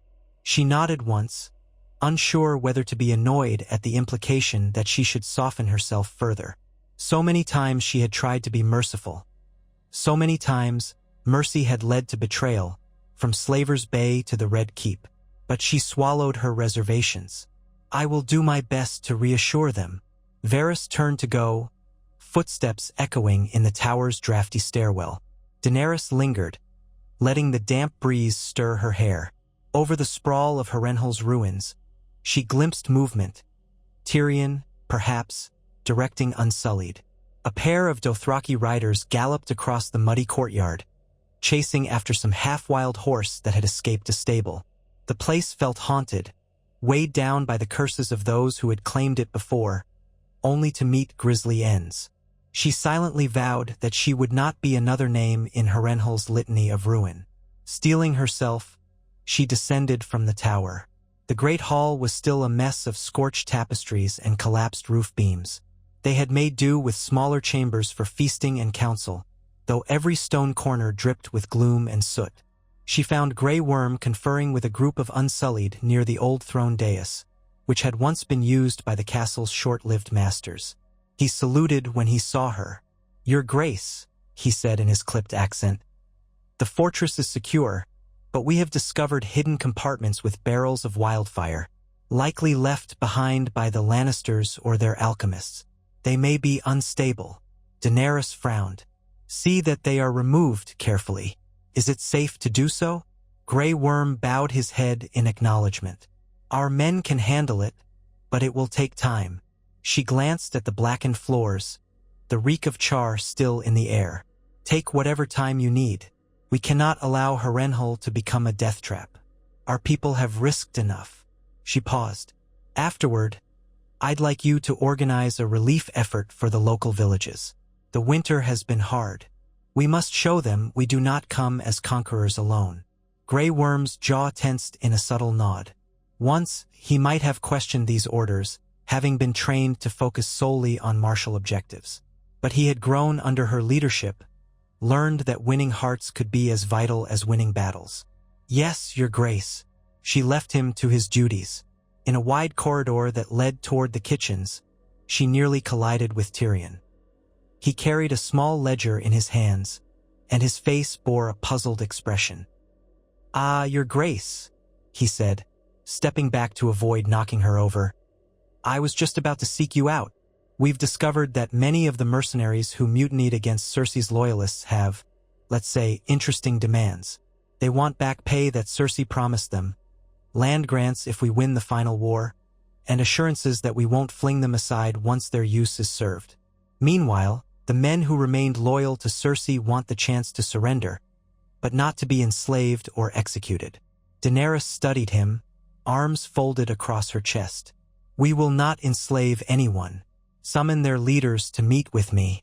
If we must pay them, we will do so out of the Lannister gold we can seize at King's Landing or Casterly Rock. Once it's secured, of course. Any talk of land grants is premature. We can't parcel out the realm like a merchant hawking wares in a bazaar." Tyrion inclined his head. "True, but their loyalty might hinge on the promise of a future. The Golden Company, ironically enough, was once founded by Targaryen bastards in Essos. Perhaps we can leverage that history. Some of their older members might harbor a romantic notion of returning home in glory." Her mouth curved into a wry half-smile. "We shall see how romantic they feel after glimpsing the devastation here. Still, if it keeps their swords away from Cersei, I'll entertain the possibility of a limited arrangement." Tyrion exhaled slowly. One more delicate negotiation in a sea of them. He shifted his weight, noticing the tautness in her shoulders. I hear the River Lords are gathering soon. This is an opportunity to gain more allies, or to alienate them if they decide you're too great a risk. I know, she said quietly. We must proceed carefully, but I can't simply charm them with words. They need to see that I stand for them, that I won't exploit them as the Lannisters have. Tyrion nodded in understanding. Or burn them as your father once threatened to burn the entire city. That specter still haunts many. I am not my father, she said, a bite in her voice. I've proven that again and again. Tyrion raised a conciliatory hand. I know, your grace, but you'll have to keep Remindi in the realm. She let the tension drain from her as much as she could and patted Tyrion's shoulder, an unfamiliar show of camaraderie. Prepare what you must for the talks. I'll see these mercenary captains later. Tyrion bobbed his head, turning down the corridor. Daenerys watched him go, struck by how changed he seemed from the witty cynic she had met in Essos. Battle and betrayal had tempered his wit into something sharper, sadder. She wondered if all of them had become twisted reflections of who they once were. She tried not to dwell on it. There was too much to do. Stepping through a half-open doorway, Daenerys emerged into the courtyard where Drogon lay sprawled across broken flagstones. The early sunlight had begun to warm the air.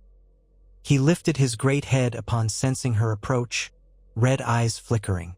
She pressed her palm to his scaly snout and whispered, "Lakiri," in a soothing tone. "Easy, my friend. We've made it this far." He responded with a gentle rumble, exhaling a wash of hot breath that ruffled her hair. The wound on his flank was bandaged with thick cloth, but dark blood seeped at the edges. She winced, recalling the scorpion bolt.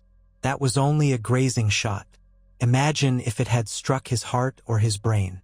Cersei's cunning alone might not be enough to bring down a dragon, but mass scorpions on King's Landing's walls could do what Harrenhal's few war machines barely attempted. "I won't let them kill you," she whispered fiercely. "You are my last child." A memory of Rhaegal's final battle with Viserion flickered through her mind. The savage dance of dragons in the wintry sky, the shrieking undead horror that once had been Viserion. That alone was enough to tighten her chest with old grief.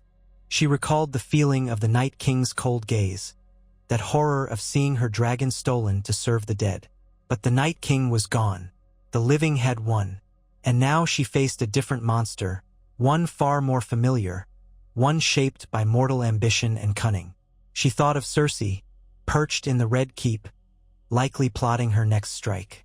Perhaps Qyburn had developed new wonders, or the Golden Company reinforcements were en route. Daenerys closed her eyes, feeling the weight of the next war pressing upon her like a mountain. "Just a little while longer," she told Drogon, as if trying to convince herself. "Then we can rest."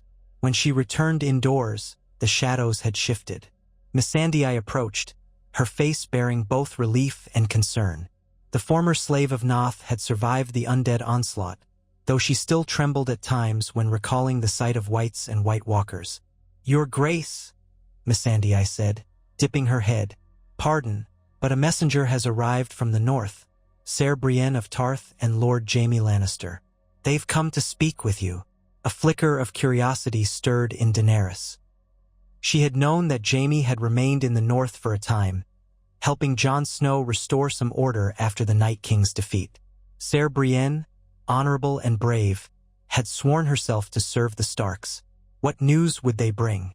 She gestured for Missandei to lead on. They proceeded through a labyrinth of corridors, some scorched by wildfire blasts, others only partially intact from older battles. At last, they reached what remained of a smaller hall that the Targaryen forces had designated for receiving visitors. The walls were draped with tattered banners, some captured from Cersei's men, others belonging to the Golden Company. A pair of Unsullied stood guard at the doors. Inside, Jaime Lannister and Brienne of Tarth stood waiting. They both bore travel stains on their cloaks. Brienne's armor was dented in places. Jaime's golden hand gleamed in the torchlight. The two of them knelt upon seeing Daenerys enter, though Brienne's movement was stiff and slightly awkward. Jaime's gaze flicked up to meet Daenerys's eyes, then immediately lowered, as if struggling with the weight of their shared past. "Your Grace," Brienne began, "we have come from Winterfell with messages from Lord Stark, Jon Snow, that is, and Lady Sansa Stark. They send word of the North's recovery and additional matters." Daenerys nodded, stepping closer. "Rise, both of you. How fares the North? Has the worst of winter passed?" Jaime stood, and Daenerys studied the lines on his face, the faint touches of gray in his hair that had once been so golden. It seemed he had aged decades in the span of mere years. "They still endure the cold," he said, voice steady but subdued. "Winterfell stands, but the land around it was badly scarred by the battle. Lady Sansa has reorganized farmland as best she can. They've had modest success with early planting. Some of the snows are melting faster than expected." "That's a small mercy," Daenerys said softly. "And what of Jon?" "He remains at Winterfell for now," Brienne answered. "He's working with the local lords to ensure the people survive until the next harvest. But he asked us to inform you that you have the North's support should you move against Cersei. The Northern lords. They remember her betrayals too well." Daenerys exhaled. "I welcome their support, though I won't call upon them lightly. The North has suffered enough. They lost so many in the war against the dead." Brienne nodded. "Lord Stark, Jon, knows this. He hopes you'll temper any immediate move south until the North can properly recover. But he also acknowledges that time may not favor that plan. If Cersei attacks first, the realm could be plunged into chaos." "Then you believe an attack is imminent?" Daenerys asked, her gaze flicking to Jaime. The former Kingsguard, once known as the Kingslayer, brushed a stray lock of hair from his face with his golden hand, an action that looked awkward and unpracticed. "I know my sister," he said. "She won't wait forever. She's calculating. If you gather too many allies, it becomes harder for her to strike effectively. If you remain weakened from the fight against the dead, she might see an opportunity to smash your forces while you're still regaining strength. The Golden Company's partial betrayal at Harrenhal will have enraged her, but she'll also see it as a chance to weed out anyone disloyal. She'll double down on those who remain." Daenerys recalled the half-burned scorpions and the barrels of wildfire discovered in Harrenhal, all prepared for her arrival. She might be preparing a grand trap in the capital. Qyburn has proven his resourcefulness in such matters. Jaime shifted on his feet. "He has, but he lacks a moral compass. He'll do whatever horrors Cersei requests, with no regard for consequences beyond the moment. I wouldn't be surprised if they line the walls of King's Landing with scorpions, or if they plan to lure Drogon into some net of chains or hidden catapults. Perhaps more wildfire caches are hidden under the city streets. Even if you succeed in a direct assault, the cost might be enormous." Daenerys's jaw tightened. "I'm well aware of the risks, but I can't let her rule unchecked either. We tried living side by side, and her only aim was to gather power and betray us. If I do nothing, she'll turn on the Riverlands, or the North, or both." Brienne cleared her throat. "If I may, Your Grace, Sansa thinks that a diplomatic approach is now impossible. She asked me to convey her support for a final reckoning with Cersei, yet she cautions you to weigh each step carefully. Perhaps find ways to rally more of the South to your cause before you march on the city. If you can peel away enough of Cersei's supporters, she might be forced to surrender or negotiate from a position of weakness." Daenerys arched an eyebrow. "Negotiate again with Cersei? Haven't we learned what her word is worth?" A flicker of pain crossed Jaime's face. "Indeed," he said quietly. "She'll never keep faith, I fear. But if you leave her no other option, she might yield to preserve her own life or her child." He hesitated. "She is pregnant, or so she claimed. That might shape her decisions."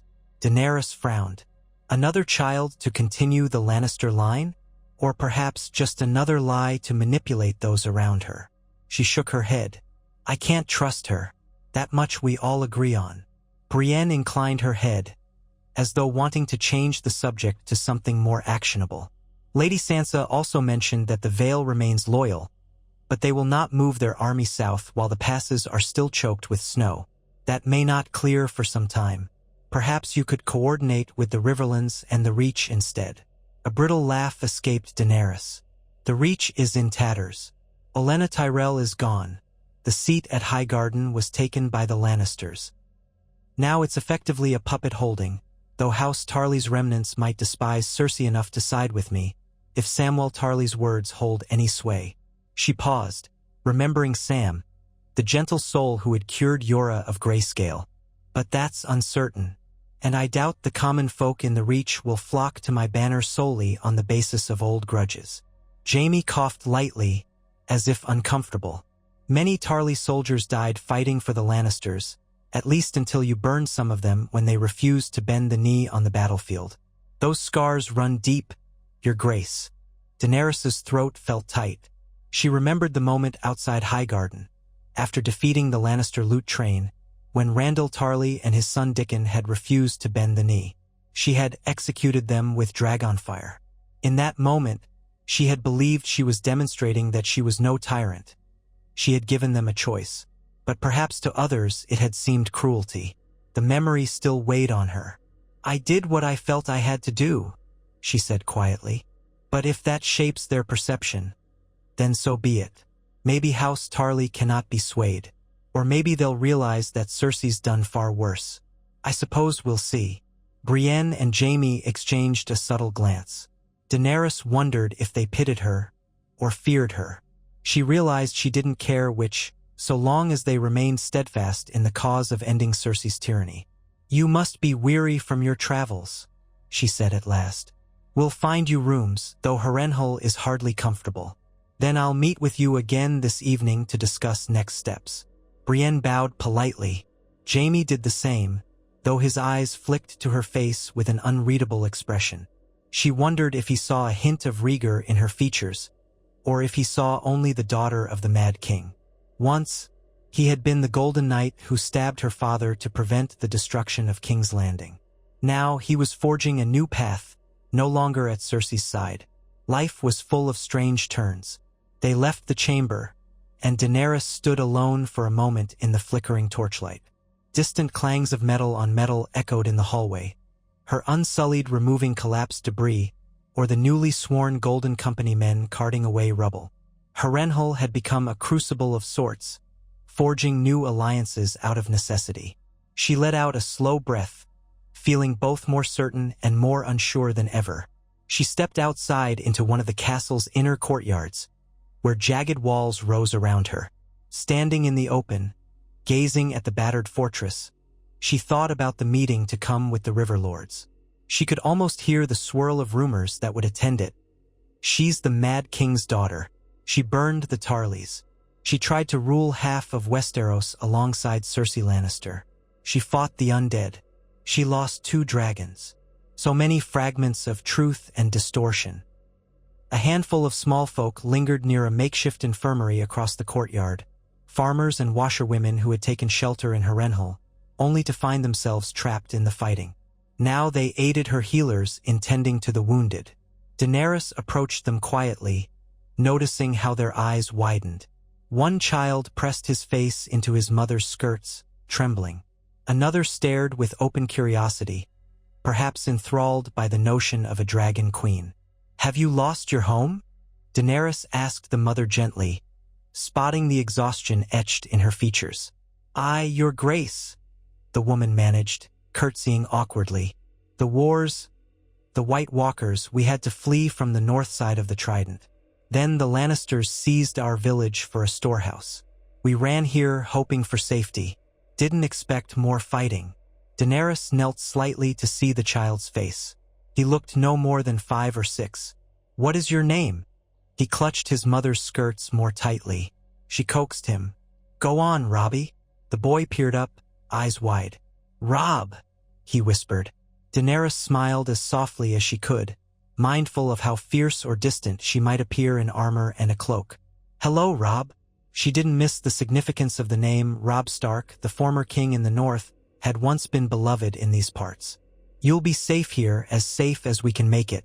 There's food in the halls, and the healers will help if you're hurt." He nodded, still shy. Daenerys rose, placing a gentle hand on the mother's arm. Stay as long as you need. When it's safe, you may return to your lands or travel to the next town. We won't turn you away. Tears shimmered in the woman's eyes. Thank you, Your Grace. We just want to live in peace. The boy lost his father in the war. The Lannisters took him for forced labor, and we never saw him again. Daenerys felt a pang in her chest. I'm sorry, she whispered. I promise, this realm will see justice for such cruelties. One day soon. The woman sank into a deeper curtsy. Daenerys touched her shoulder again, then moved on, heading toward the stable yard, where a group of Dothraki groomed their horses. She felt the weight of the small folks' plight pressing against her. For them, it didn't matter which banner flew overhead so long as they could farm in peace and feed their children. She had always believed she was the champion of the downtrodden, but too often, wars for the throne crushed the very people she wanted to protect. It had happened in Meereen. It was happening here. She found herself walking with new determination. Enough hesitation. If the Riverlords could be convinced, if the small folk of the Crownlands and the Reach could see the hope she offered, if the North stood behind her, then perhaps she could break Cersei's hold without incinerating the entire city. But that would require cunning and patience, and trust from a realm taught to fear. A stable boy guided her to where the Dothraki were saddling fresh mounts, and Daenerys saw Yora's old saddle among them. She felt a stab of grief for her loyal knight, lost in the Battle of Winterfell. What would Yora say if he were here now? He had always counseled her to be the queen of both steel and mercy, cautioning her against repeating her father's legacy while also recognizing the necessity of force. She closed her eyes, remembering his last moments. Sometimes she almost felt his presence, a warmth at her side, guiding her forward. She continued her circuit of the castle grounds. As she passed a line of Unsullied who stood at attention, she thought she glimpsed movement in an alcove, a flash of red hair or something similar. Instinctively, she paused, scanning the shadows. Then a figure stepped forward. It was Arya Stark, silent as a cat, hands clasped behind her back. Daenerys had not expected to see her here. She blinked. Lady Arya. Arya inclined her head in a curt gesture, the ghost of a smile on her lips. Your Grace, I arrived with Ser Brienne and Jaime. Thought it wise to see how you fared after Harrenhal's capture. Daenerys studied Arya's lean face.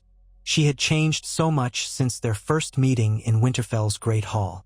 She carried herself like a phantom, always watching, evaluating. Some said she had walked through the halls of the faceless men, learning secrets of death.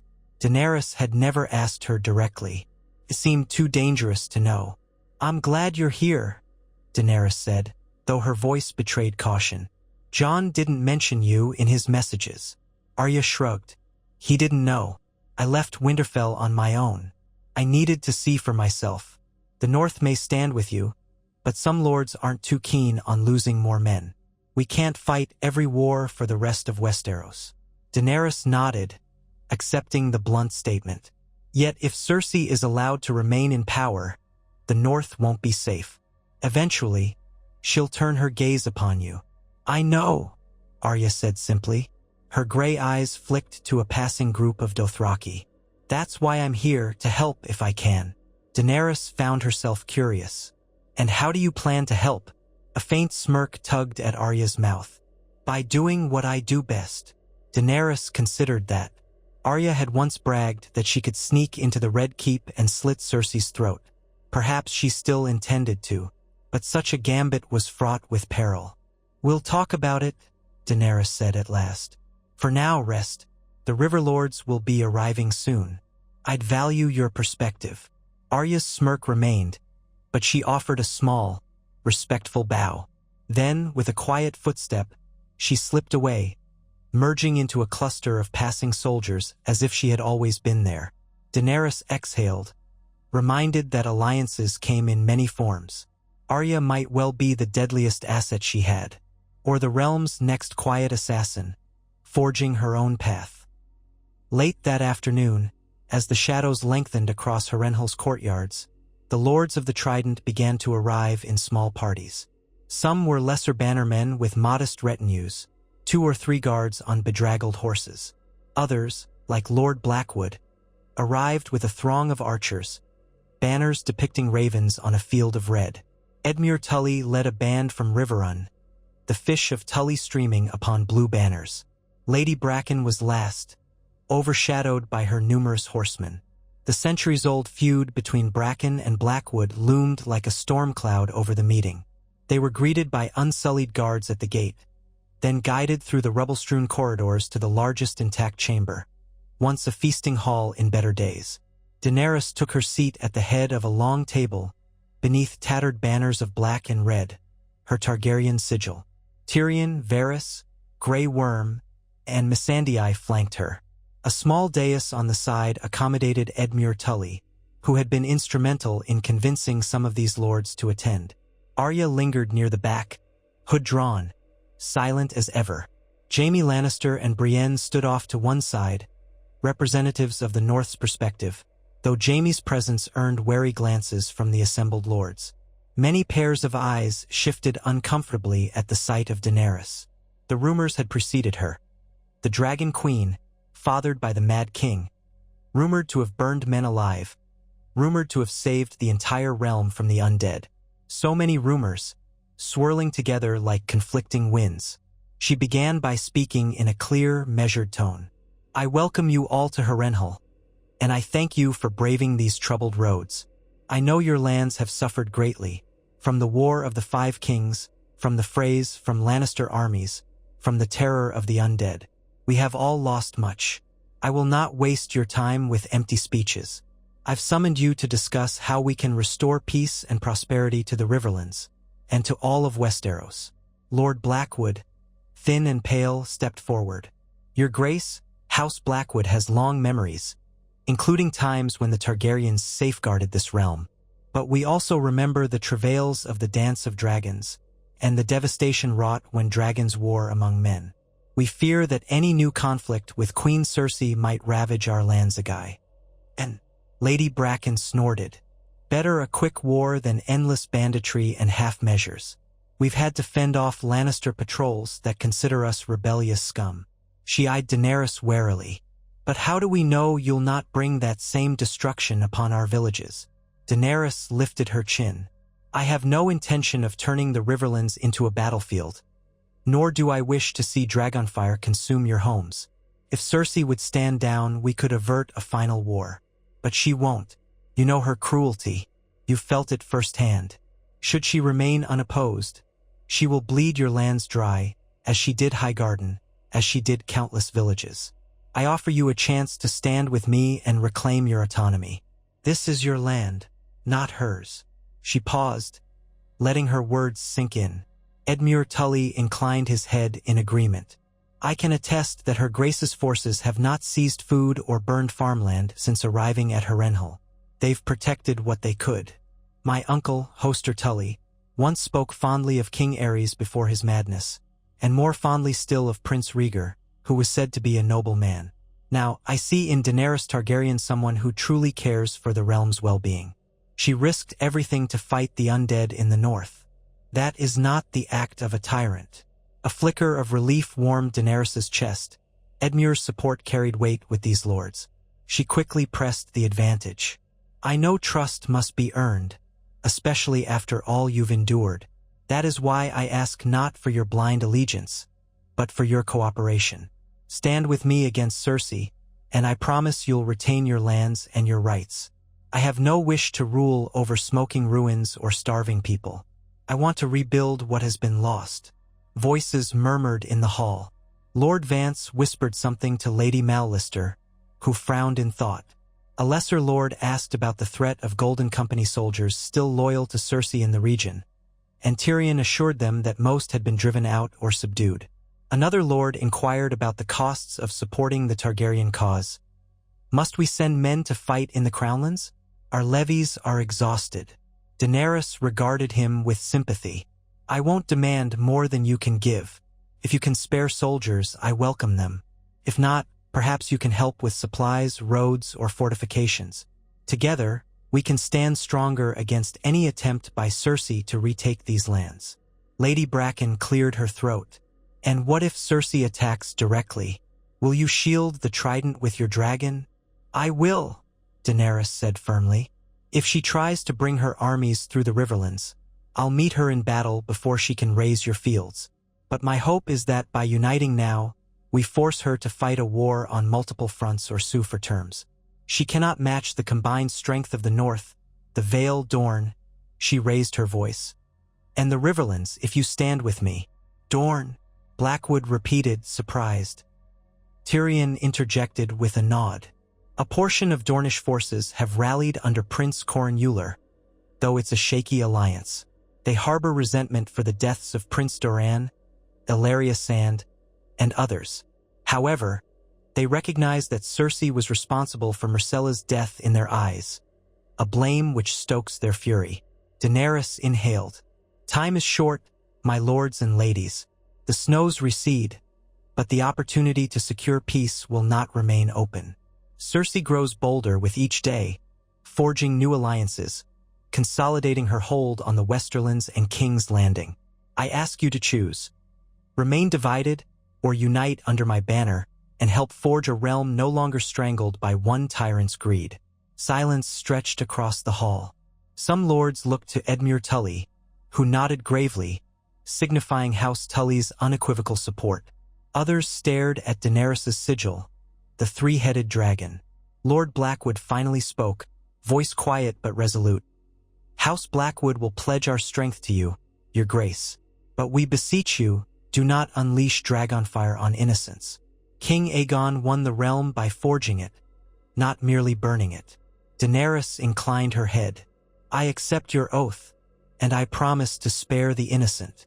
Lady Bracken, seeing her old rival pledge loyalty, pursed her lips. We shall do the same for now. But if we find ourselves betrayed or left to fend off Lannister retribution alone, you will not be alone, Daenerys assured her. Murmurs of accord spread through the gathering. One by one, the lesser lords voiced their approval or, at least, their lack of opposition. Tyrion watched the process intently, scribbling notes in his ledger. Varys stood quietly in a corner, observing every nod and grimace with his sharp gaze. Within the hour, a formal agreement was hammered out. The River Lords recognized Daenerys Targaryen as queen, reaffirming the original petition that named her sovereign over the Riverlands, and the North, the Vale, Dorne, and so forth. In practice, it was a declaration that they would no longer serve Cersei.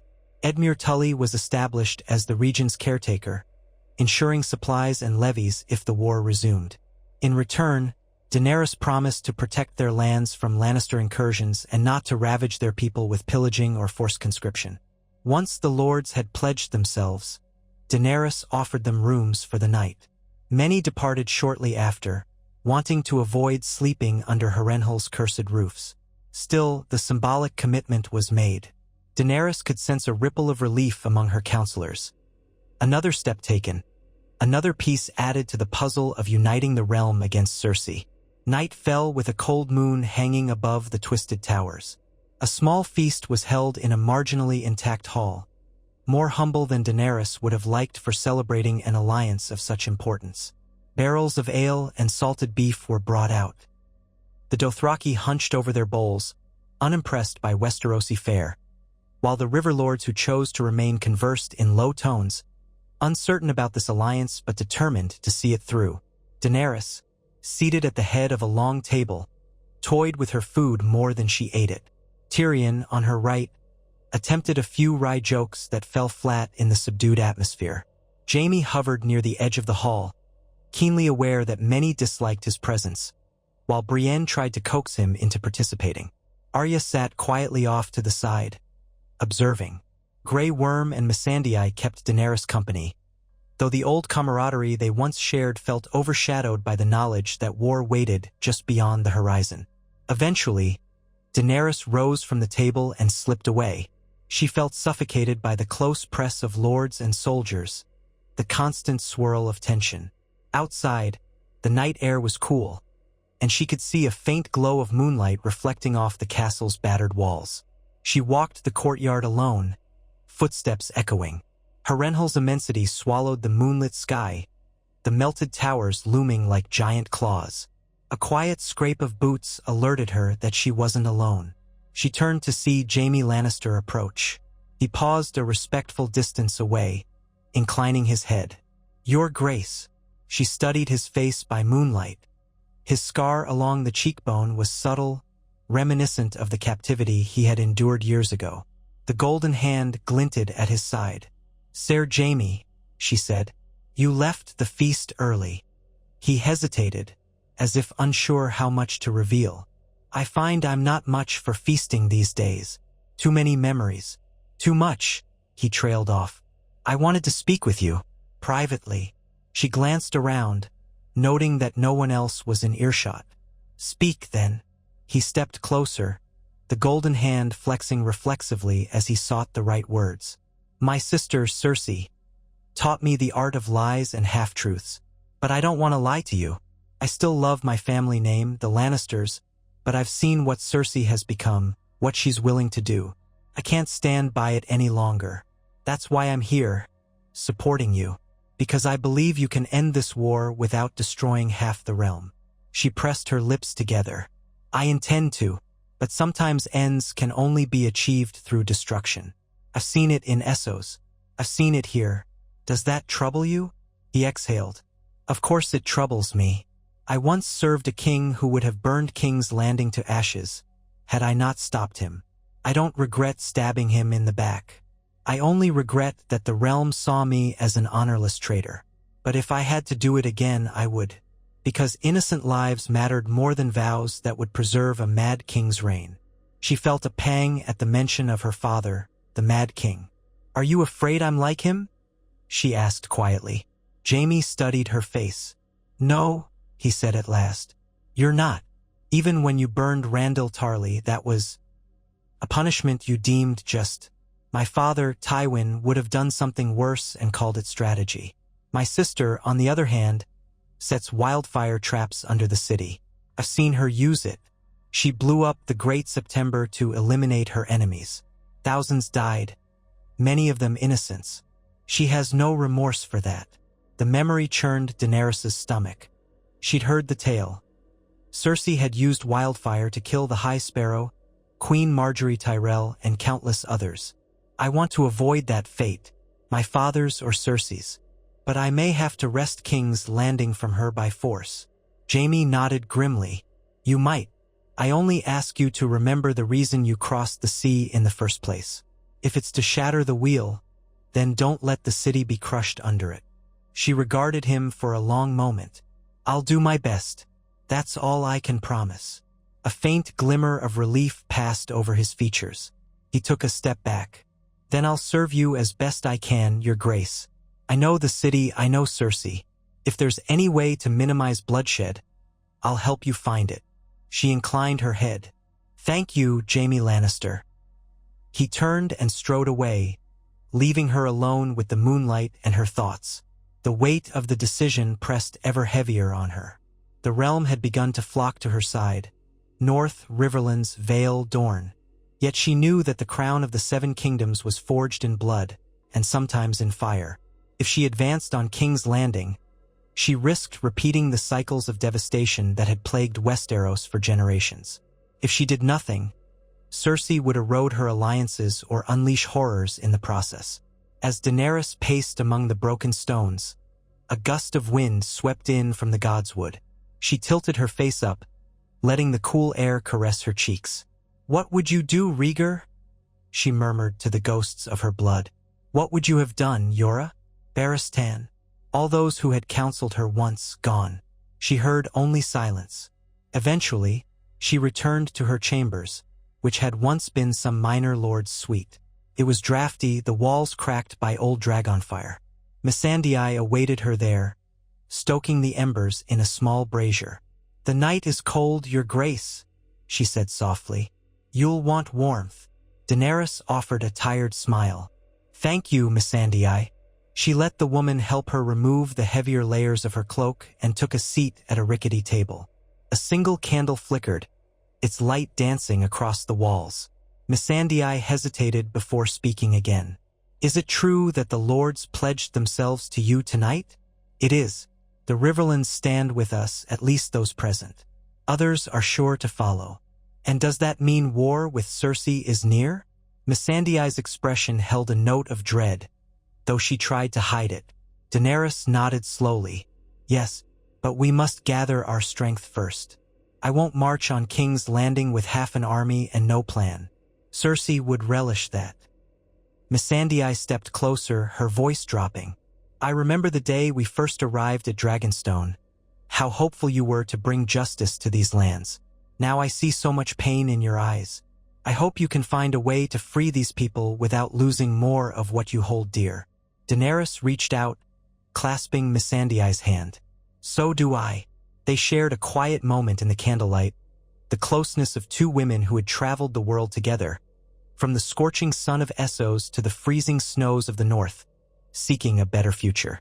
Then Missandei bowed her head and left, giving Daenerys solitude to rest. But rest did not come easily. Daenerys dreamed of dragons screaming in the sky, of a city exploding in green fire, of an iron throne bathed in blood. She tossed and turned, half awakening to the hiss of the wind through the cracks in the walls. If she closed her eyes, she saw Rhaegal plunging to the icy ground, Viserion's undead jaws snapping. If she opened them, she felt the chill of Harrenhal's curses all around her. At dawn, Daenerys rose with renewed resolve. She summoned Tyrion, Varys, Grey Worm, Jaime, and a handful of other advisors to a large chamber they used for war councils. A tattered map of Westeros was spread across a table, pinned at the corners with battered daggers. Lanterns cast shifting shadows on the walls. Tyrion tapped the map, indicating King's Landing. Cersei will have spent these last months consolidating every resource, ordering more scorpions, forging alliances with any house in the Reach or Westerlands that remains loyal. The Golden Company's presence is still substantial in the Crownlands, even after Harrenhal's defection. Varys nodded. I have whisperers suggesting that Euron Greyjoy is patrolling the coasts, preventing any seaborne approach to the capital. The city walls themselves bristle with ballistae. She's not idle, Your Grace. Jaime cleared his throat. She'll try to force a pitched battle if it suits her. Somewhere near the Blackwater, perhaps. If you bring your armies in from the north, she might attempt to lure you into a trap, using wildfire caches along the roads. Alternatively, if you lay siege, she'll starve her own people to keep her soldiers fed. Tyrion gritted his teeth. She would too. Remember the Great September. She'll do anything to preserve her rule. Daenerys studied the map. Then we need a strategy that avoids a direct siege or a pitched battle on her terms. We can't subject King's Landing to the fate it faced under my father or the devastation of the Great September. She traced a line with her finger from the Rosby Road, east of the city, toward the bay. Is there a way to cut off her supply lines and starve her out, while still allowing the small folk to escape? Varys tilted his head. The city's population is vast. If we force an exodus, chaos will ensue. But it might reduce the risk of mass civilian casualties inside the walls. Of course, that means thousands of refugees, all needing food. We'd have to coordinate with the Riverlands, the Crownlands villages, even the Vale, Tyrion said, rubbing his brow. And that still leaves the Lannister army entrenched inside the city. They could hold out for months if they're well-stocked, which Cersei likely ensured. Jaime's face darkened. She might use the refugees as hostages, or lock them in to dissuade a siege. She's cunning. Daenerys looked to Grey Worm. What if we establish multiple fronts? Some forces approaching from the Rosby Road, others from the Gold Road. Dorne could send a host by sea, but Euron complicates that. Grey Worm inclined his head. A multi-pronged approach would divide her attention, but we must be wary of stretching ourselves too thin. Our forces are not as large as they once were. Tyrion tapped a finger on the table. We also have the question of the Westerlands. If we can force houses like the Marbrands and the Crakehals to see reason, Cersei might be robbed of reinforcements. But that's a tall order. Most of them fear her more than they love her. Daenerys exhaled. We need more time. Time to rebuild, to gather allies. But time also gives her the chance to strengthen herself. At the very least, we'll need to secure the crownlands outside the city to ensure safe lines of supply for us. That means capturing or neutralizing Rosby, Duskendale, maybe even Maidenpool. Then the city itself. She fell silent. There was no easy answer. She looked at Jaime. You know her best. Is there any chance she'll negotiate if we appear at her gates with an overwhelming force? He grimaced. If she believed that force truly overwhelming, yes, she might. But she'd likely treat it as a chance to lull you into complacency. Then strike. It's who she is. Daenerys sighed. Then we'll proceed as carefully as we can. We'll push our lines down toward the crownlands, rallying more houses to our side, cutting off her outlying positions. We'll keep an eye on Euron's fleet. Meanwhile, we'll give the city's people every opportunity to flee.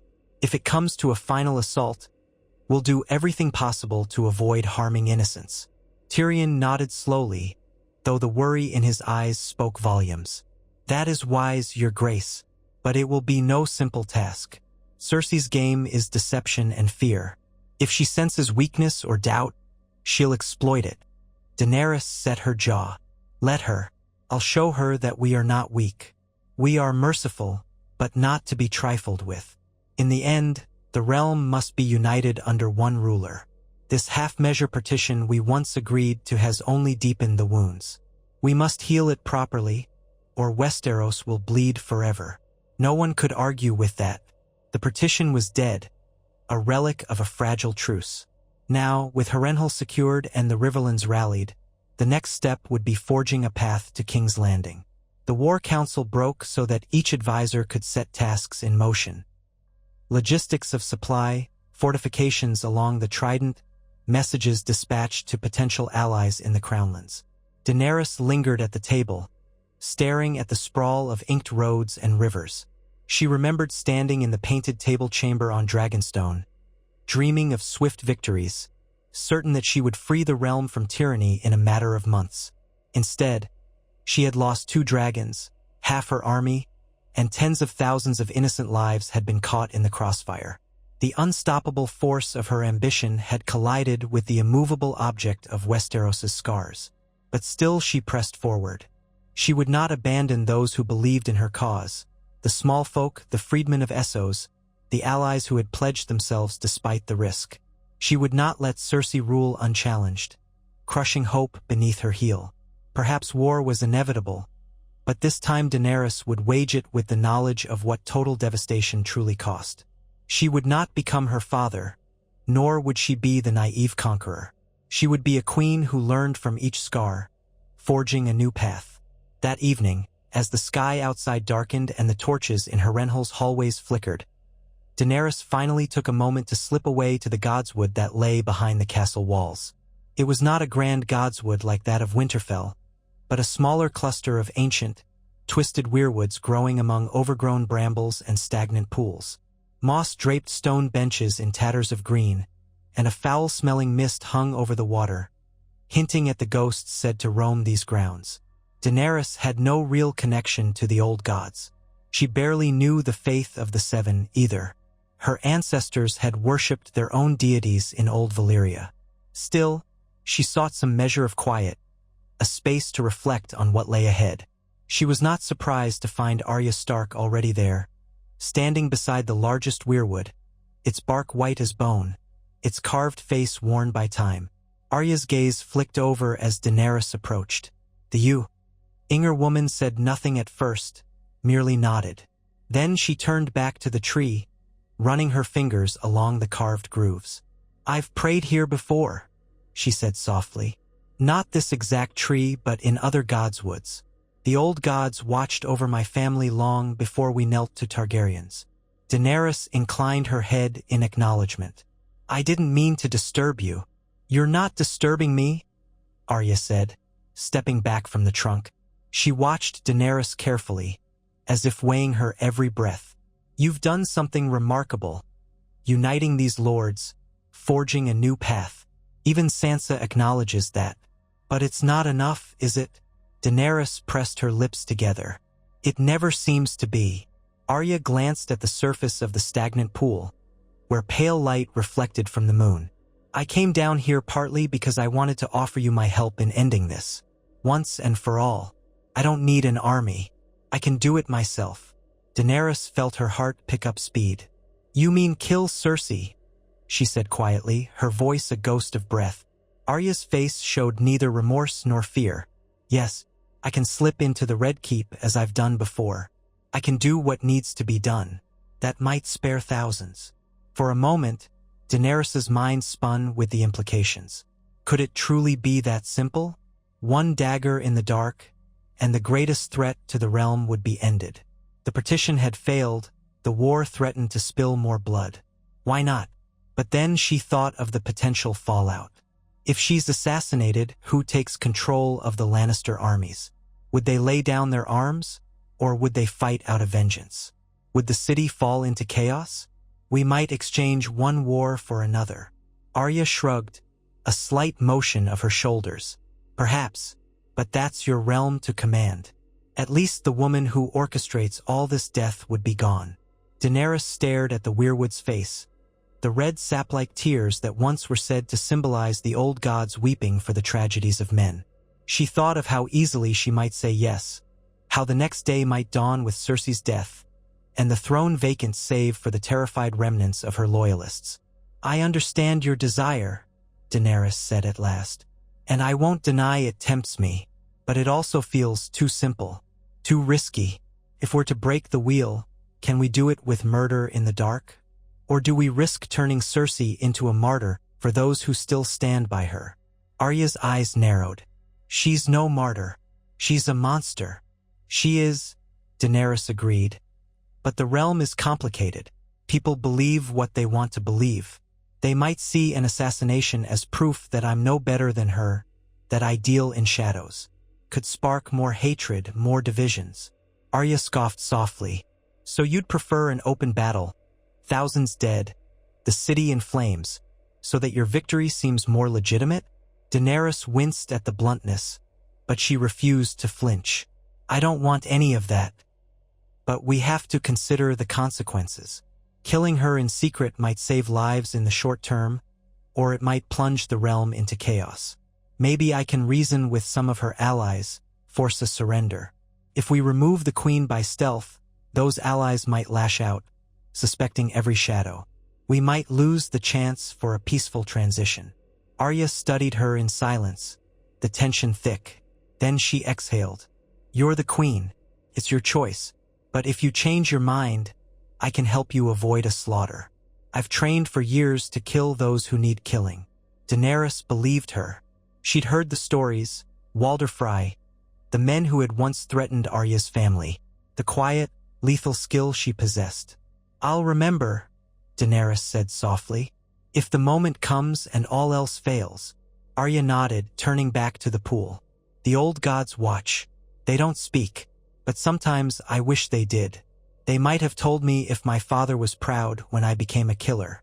They might have told me if I should keep going. Daenerys placed a hand on Arya's shoulder, feeling the tension in her slender frame. Sometimes all we can do is decide for ourselves. The gods remained silent. They stood there together, two women shaped by war and loss, bound by an uneasy alliance for the realm's sake. Above them, the moon drifted behind ragged clouds, leaving the godswood in deep shadow. In that gloom, Daenerys felt the weight of every life she had taken, every choice she had made. Eventually, Arya slipped away, returning to the castle. Daenerys lingered a while longer, letting the chill air sink into her bones. She thought of how easily she could say yes to Arya. A single stroke in the dark might spare thousands, or it might lead to a swirl of new grievances, new misunderstandings, the cycle continuing. The realm's future perched on a razor's edge.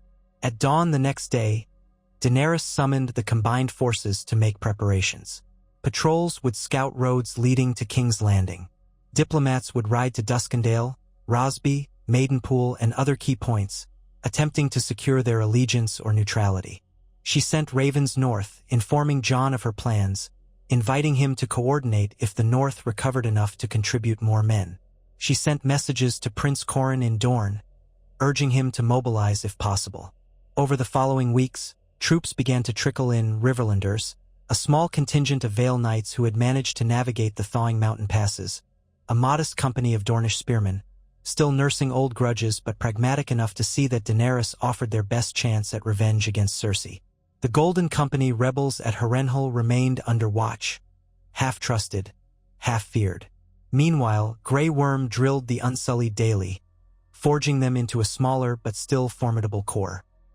The Dothraki chafed at the inactivity, longing for the open plains of the Crownlands, where they might raid freely, but Daenerys forbade any pillaging of innocent villages. This caused some to question her leadership, but she held firm. Gradually, Harrenhal became a bustling military camp. Blacksmiths toiled in the old forges, repairing armor, forging new spears. Cartloads of provisions arrived from the riverlords who had pledged themselves: grain, salted fish, barrels of ale. Daenerys made sure the distribution was fair, that no one starved while others feasted. Rumors spread among the small folk that she treated them better than the Freys or the Lannisters ever had. Some volunteered to guide scouting parties, using back roads and old smugglers' trails. As spring approached, the Trident's ice floes melted, the current flowing freer. The world slowly thawed. Once impassable roads transformed into muddy tracks, still challenging but traversable. This opened a corridor toward the Crownlands. Daenerys' scouts reported that Lannister patrols had not yet crossed the region in force, but small groups of outriders were spotted near Rosby. Tension grew with each day. Would Cersei strike first, or wait to be attacked? Then, a raven arrived bearing the sigil of House Lannister. A sealed message addressed to Daenerys Targaryen, Queen of the Undulls and the First Men. She opened it in the presence of Tyrion, Jaime, and a handful of others. The words were written in a neat, elegant scrawl. Cersei's. She read aloud, "Daenerys Stormborn, it has come to my attention that you persist in your treasonous claim on lands that rightfully belong to the crown. Your so-called alliance with the Riverlands is an affront to the legal partition we once established. You have seized Harrenhal, ejected or slaughtered loyal subjects of the realm, and sought to undermine my lawful authority. Despite these provocations, I wish to spare the people needless suffering. Therefore, I propose a parley at the Crossroads Inn. Let us see if we can avoid further bloodshed through negotiation. Should you reject this offer, I will be left with no choice but to muster my full strength and punish the Riverlands for their rebellion. The roads will run red with blood, and you will bear responsibility for every life lost. Queen Cersei Lannister." Tyrion scoffed the moment Daenerys finished reading. "She wants a parley at the Crossroads Inn? She must know we'll suspect a trap." Jaime's jaw tightened. "It's certainly a trap, or at least a means of stalling us while she sets her plans in motion. But she's also cunning enough to dangle the possibility of peace if she thinks it might cause hesitation." Daenerys lowered the letter, feeling the paper tremble slightly in her hand. "What do you advise, my lords?" Tyrion rubbed his temples. "If we refuse outright, she'll paint us as the aggressors, claiming we rejected a chance for peace. If we go, we risk her ambushing us. The Crossroads Inn is near the Trident. She could position troops in the surrounding woods. Or worse, she might not appear at all and simply use the time to prepare a strike." Jaime frowned. "She might also be truly curious whether we'd accept old boundaries, capitulations, or ransoms. She's vain enough to think she can persuade you to bend the knee in exchange for some meaningless concession." Daenerys glanced at Grey Worm and Varys, who had been silent thus far. Grey Worm's eyes flicked with suspicion, but he said nothing. Varys pursed his lips thoughtfully. "A parley is a chance to glean information about her state of mind. We could agree to meet under conditions of our choosing, hostages exchanged, or a limited number of guards, a neutral party to oversee safety. Although with Cersei, such assurances often mean little." Daenerys set the letter on the table. "If I ignore her invitation, she will label me the warmonger. Perhaps I can use this parley to buy time for our own maneuvers.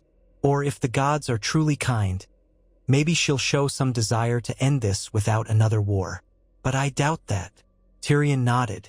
"We could propose a change of location, somewhere we have the advantage. That might provoke her to refuse, which in turn places the blame on her. Jaime shook his head. She chose the Crossroads Inn because it's historically seen as neutral ground. She'll refuse a change of venue, claiming we fear her. A grim silence fell. Finally, Daenerys said, I will accept her parley, on the condition that we each bring only a small escort, and that the meeting itself be in the open, away from hidden archers or ambush. Let her set the time, but we choose the spot precisely, somewhere near the inn but in clear view of both sides. If she refuses, that speaks volumes. Jaime and Tyrion exchanged glances. You'd meet her face to face? Tyrion asked, concerned. Daenerys narrowed her eyes. I have before. She didn't kill me then, and she won't kill me now unless she wishes to risk open condemnation. Perhaps that means little to her, but I have Drogon. I'm not without resources. Jaime gave a curt nod. Then we must plan for every possibility. She might try to slay you with scorpions hidden in wagons, or attempt to capture you and hold you hostage. Daenerys's expression hardened. She'll find that I'm not easily captured. Very well. Let us draft our response. I'll grant her parley, but on our terms.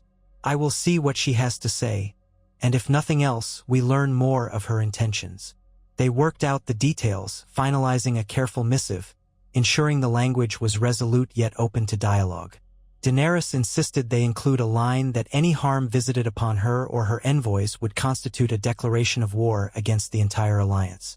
Once the Raven was sent, the fortress buzzed with preparations. Some viewed the parley as a potential respite, others as a last step before the inevitable clash. A fortnight later, word came back. Cersei accepted the adjusted terms, suggesting they meet in 1 moon's time at a clearing just north of the Crossroads Inn, with a limited escort. Sentries from both sides would be posted at a distance to guarantee no hidden ambush. Whether this was a genuine attempt at negotiation or an elaborate setup remained anyone's guess. The intervening weeks flew by in a blur of readiness and paranoia. Daenerys' forces began to shift southward in small contingents, occupying strategic points along the Rosby Road. Scouts reported Lannister cavalry sighted near Hayford, seemingly preparing for a quick response if the parley went sour. Euron Greyjoy's fleet lurked off the Blackwater Bay. All sides watched and waited, nerves taut as bowstrings. Finally, the chosen day arrived. Daenerys rode forth from Harrenhal at dawn, accompanied by a carefully chosen group: Tyrion, Jaime, Grey Worm, Missandei, and a handful of Dothraki riders for additional security. Drogon soared overhead, a looming silhouette against the morning sun, his presence ensuring that no one would dare easily ambush them. A small retinue of Unsullied marched behind, halting several miles from the crossroads so they could reinforce her if needed. They arrived at midday, the old inn's sagging roof visible across a stretch of grassy field. This was the same crossroads where so many fateful events in the War of the Five Kings had unfolded, where Catelyn Stark had seized Tyrion, where the direwolves had roamed. The ghosts of that time seemed to linger like unseen spectators. The clearing designated for the meeting lay just north of the main road, an open expanse of short grass, flanked by a shallow creek. Cersei's party had already arrived. Daenerys saw the glimmer of red and gold banners, the Lion of House Lannister rippling in a gentle breeze. A small group of mounted knights stood behind the Queen's carriage, each wearing polished armor. Qyburn was there, thin-lipped and inscrutable. The mountain loomed, massive in black plate, his face hidden behind a visor. A few paces away, a tall figure in flamboyant attire brandished a kraken sigil. Euron Greyjoy, smirking. Daenerys realized he must have left the fleet for this. Cersei herself stood at the center, robed in black and gold, her blonde hair cropped short. She placed a hand protectively on her belly, as though showcasing her pregnancy. Daenerys noticed how her eyes flicked up at Drogon's shadow, then narrowed. If she felt any fear, she hid it behind regal composure. Daenerys dismounted, handing the reins of her horse to a Dothraki rider. Tyrion, Jaime, and Missandei walked beside her, Grey Worm and 2 Unsullied close at hand. Drogon circled overhead, a reminder that Daenerys was never truly unguarded. They approached. Jaime stepped forward, eyes on his sister. She stared back, cold fury etched in the lines of her face. "So, you bring traitors and beasts to our parley, Daenerys?" she said, her voice carrying that haughty tone Daenerys remembered. "I bring necessary protection," Daenerys replied. "You do the same, do you not?" She eyed the mountain. "I see your champion stands ready." Cersei's mouth curved into a humorless smile. "He is my sworn guard. Now, you claim to want peace, or so you say. Let us speak." She gestured to the open field. "Shall we?" Daenerys followed her a short distance away from their respective retinues, stopping within earshot but out of immediate sword range. Tyrion and Jaime stayed close to Daenerys, while Qyburn and Euron flanked Cersei. The mountain loomed behind them. The tension crackled like static in the air. Cersei wasted no time. "You have violated the partition we agreed upon, seizing territory that is rightfully mine. You've allied with traitors and sellswords who turned against their contracts.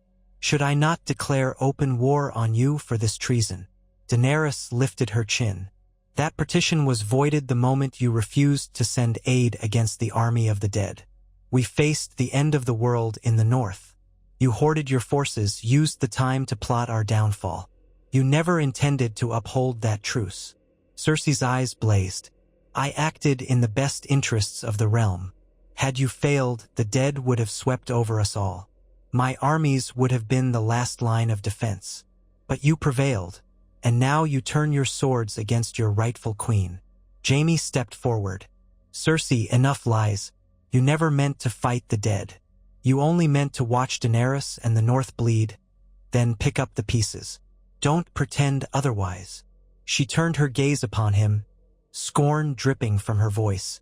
"You dare speak to me of lies, dear brother, when you abandoned me in my time of need. You stand with our father's enemies, with a Targaryen, no less." Jaime clenched his jaw. "I stand with the realm that you would burn if it meant keeping power another day." Cersei's lips pressed thin. She inhaled through her nose, then turned to Daenerys again. "We're here to see if there's any agreement to be reached before the rivers run red. You claim you want a united realm under you, so be honest. Do you truly expect me to bow to you, the daughter of the Mad King, the woman who burned my soldiers and usurped half the realm by force?" Daenerys met her gaze unflinchingly. "I want the realm to be free of your tyranny. If that requires your kneeling, so be it. But I suspect you'd rather die than kneel." Cersei's smile was razor-thin. "You're perceptive, at least. Indeed, I won't kneel to you or any other pretender. The Iron Throne is mine by law, by conquest, and by birthright. If you think to remove me, you risk turning King's Landing into a graveyard. Are you prepared to slaughter thousands to take what's mine?" Tyrion interjected, his voice measured. "We don't want to slaughter anyone, least of all the people of King's Landing. If you would relinquish the throne peacefully, perhaps in exchange for a comfortable exile." Euron Greyjoy let out a bark of laughter. "I will ship her off to Essos, like a spoiled princess? Good luck. She'll never leave her precious throne." Cersei glanced at him, then back to Daenerys. "So that's your plan? Force me out of my rightful seat and let me rot in a foreign land? And if I refuse?" Daenerys's eyes narrowed. "If you refuse, we will remove you. But we will not repeat the crimes of the Mad King or your own. We will give the people a chance to flee the city if you force a siege. Or you can surrender to spare them. You've already used wildfire once, destroying the Great September. You know the terror it brings. I will not allow you to unleash it again." Cersei placed her hand on her stomach, affecting an air of wounded dignity. "You speak of terror?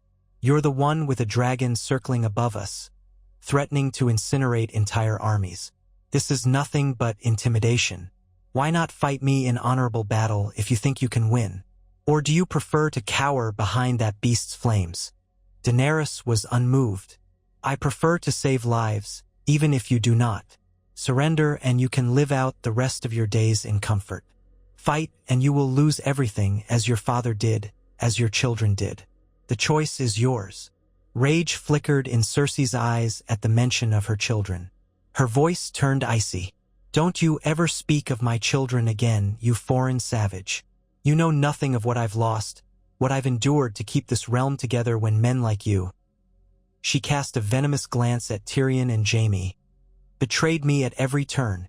Jaime stepped forward, but Daenerys raised a hand to still him. She locked eyes with Cersei. "I too have lost children, my dragons. One to the Night King, another to your scorpions.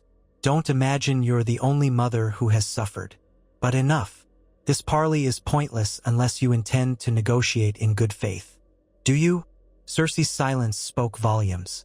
Then she lowered her gaze, taking in the ring of watchers around them. "This is my offer, Targaryen.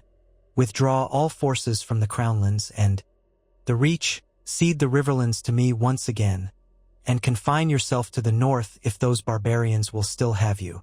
Do that, and I will spare your allies from the wrath of the Iron Throne. Refuse and we march at once. I've already made preparations that will end this war swiftly and painfully." Daenerys felt Tyrion tense beside her. She gave a short, humorless laugh. "You demand I give up everything for your mercy? That is no negotiation. It is delusion." "Then so be it," Cersei said, lifting her chin. "You will watch your armies burn. You will watch your beloved city of Harrenhal crumble under a new wave of wildfire. And you'll see every traitor who stood beside you hanged or impaled. That includes you, brother, unless you return to me now." She fixed Jaime with a fierce look. Jaime's shoulders stiffened. "I swore an oath to fight for the living. Now that the dead are gone, I fight for the realm that remains. That realm will not survive under your cruelty. Euron spat. "Traitor, I'll see your head on a spike." Cersei waved a dismissive hand at Euron's outburst, turning her glare back to Daenerys. "Consider this parley ended. The next time we meet, it will be on the battlefield. Or perhaps you'll be wise enough to flee back across the narrow sea where you belong." Daenerys's heart pounded, but outwardly she stayed calm. "If we meet on the battlefield, I will show you more mercy than you deserve. At least your unborn child need not share your fate, if you surrender." Cersei's lips pulled back in a sneer. "My child will never bend to you, nor will I. We are done." With that, she whirled, beckoning Qyburn, Euron, and the mountain to follow. They retreated toward their carriage, leaving Daenerys' party standing in the clearing, tension thrumming in the air. Tyrion exhaled a slow breath. Jaime shook his head in silent dismay, and Missandei lowered her gaze. Her hopes for a bloodless resolution dashed. Daenerys breathed deeply, trying to steady the anger and dread swirling within her. She had come seeking any chance at a peaceful settlement, however slim. But she saw now that Cersei would never yield. The next time they clashed, it would be in open war. The partition was shattered. No illusions remained. She turned to her companions. "We return to Harrenhal. Summon the banners. The final conflict is upon us." Drogon's roar echoed overhead, as if proclaiming the end of parley and the dawn of a new storm. So ended the last chance for peace. Now, two queens would collide in the ruins of a land still healing from the dead, each claiming the mantle of rightful rule. Daenerys only hoped that, when the dust settled and the dragon's flames died, Westeros might finally learn what it meant to live without fear of tyrants, no matter how high the cost.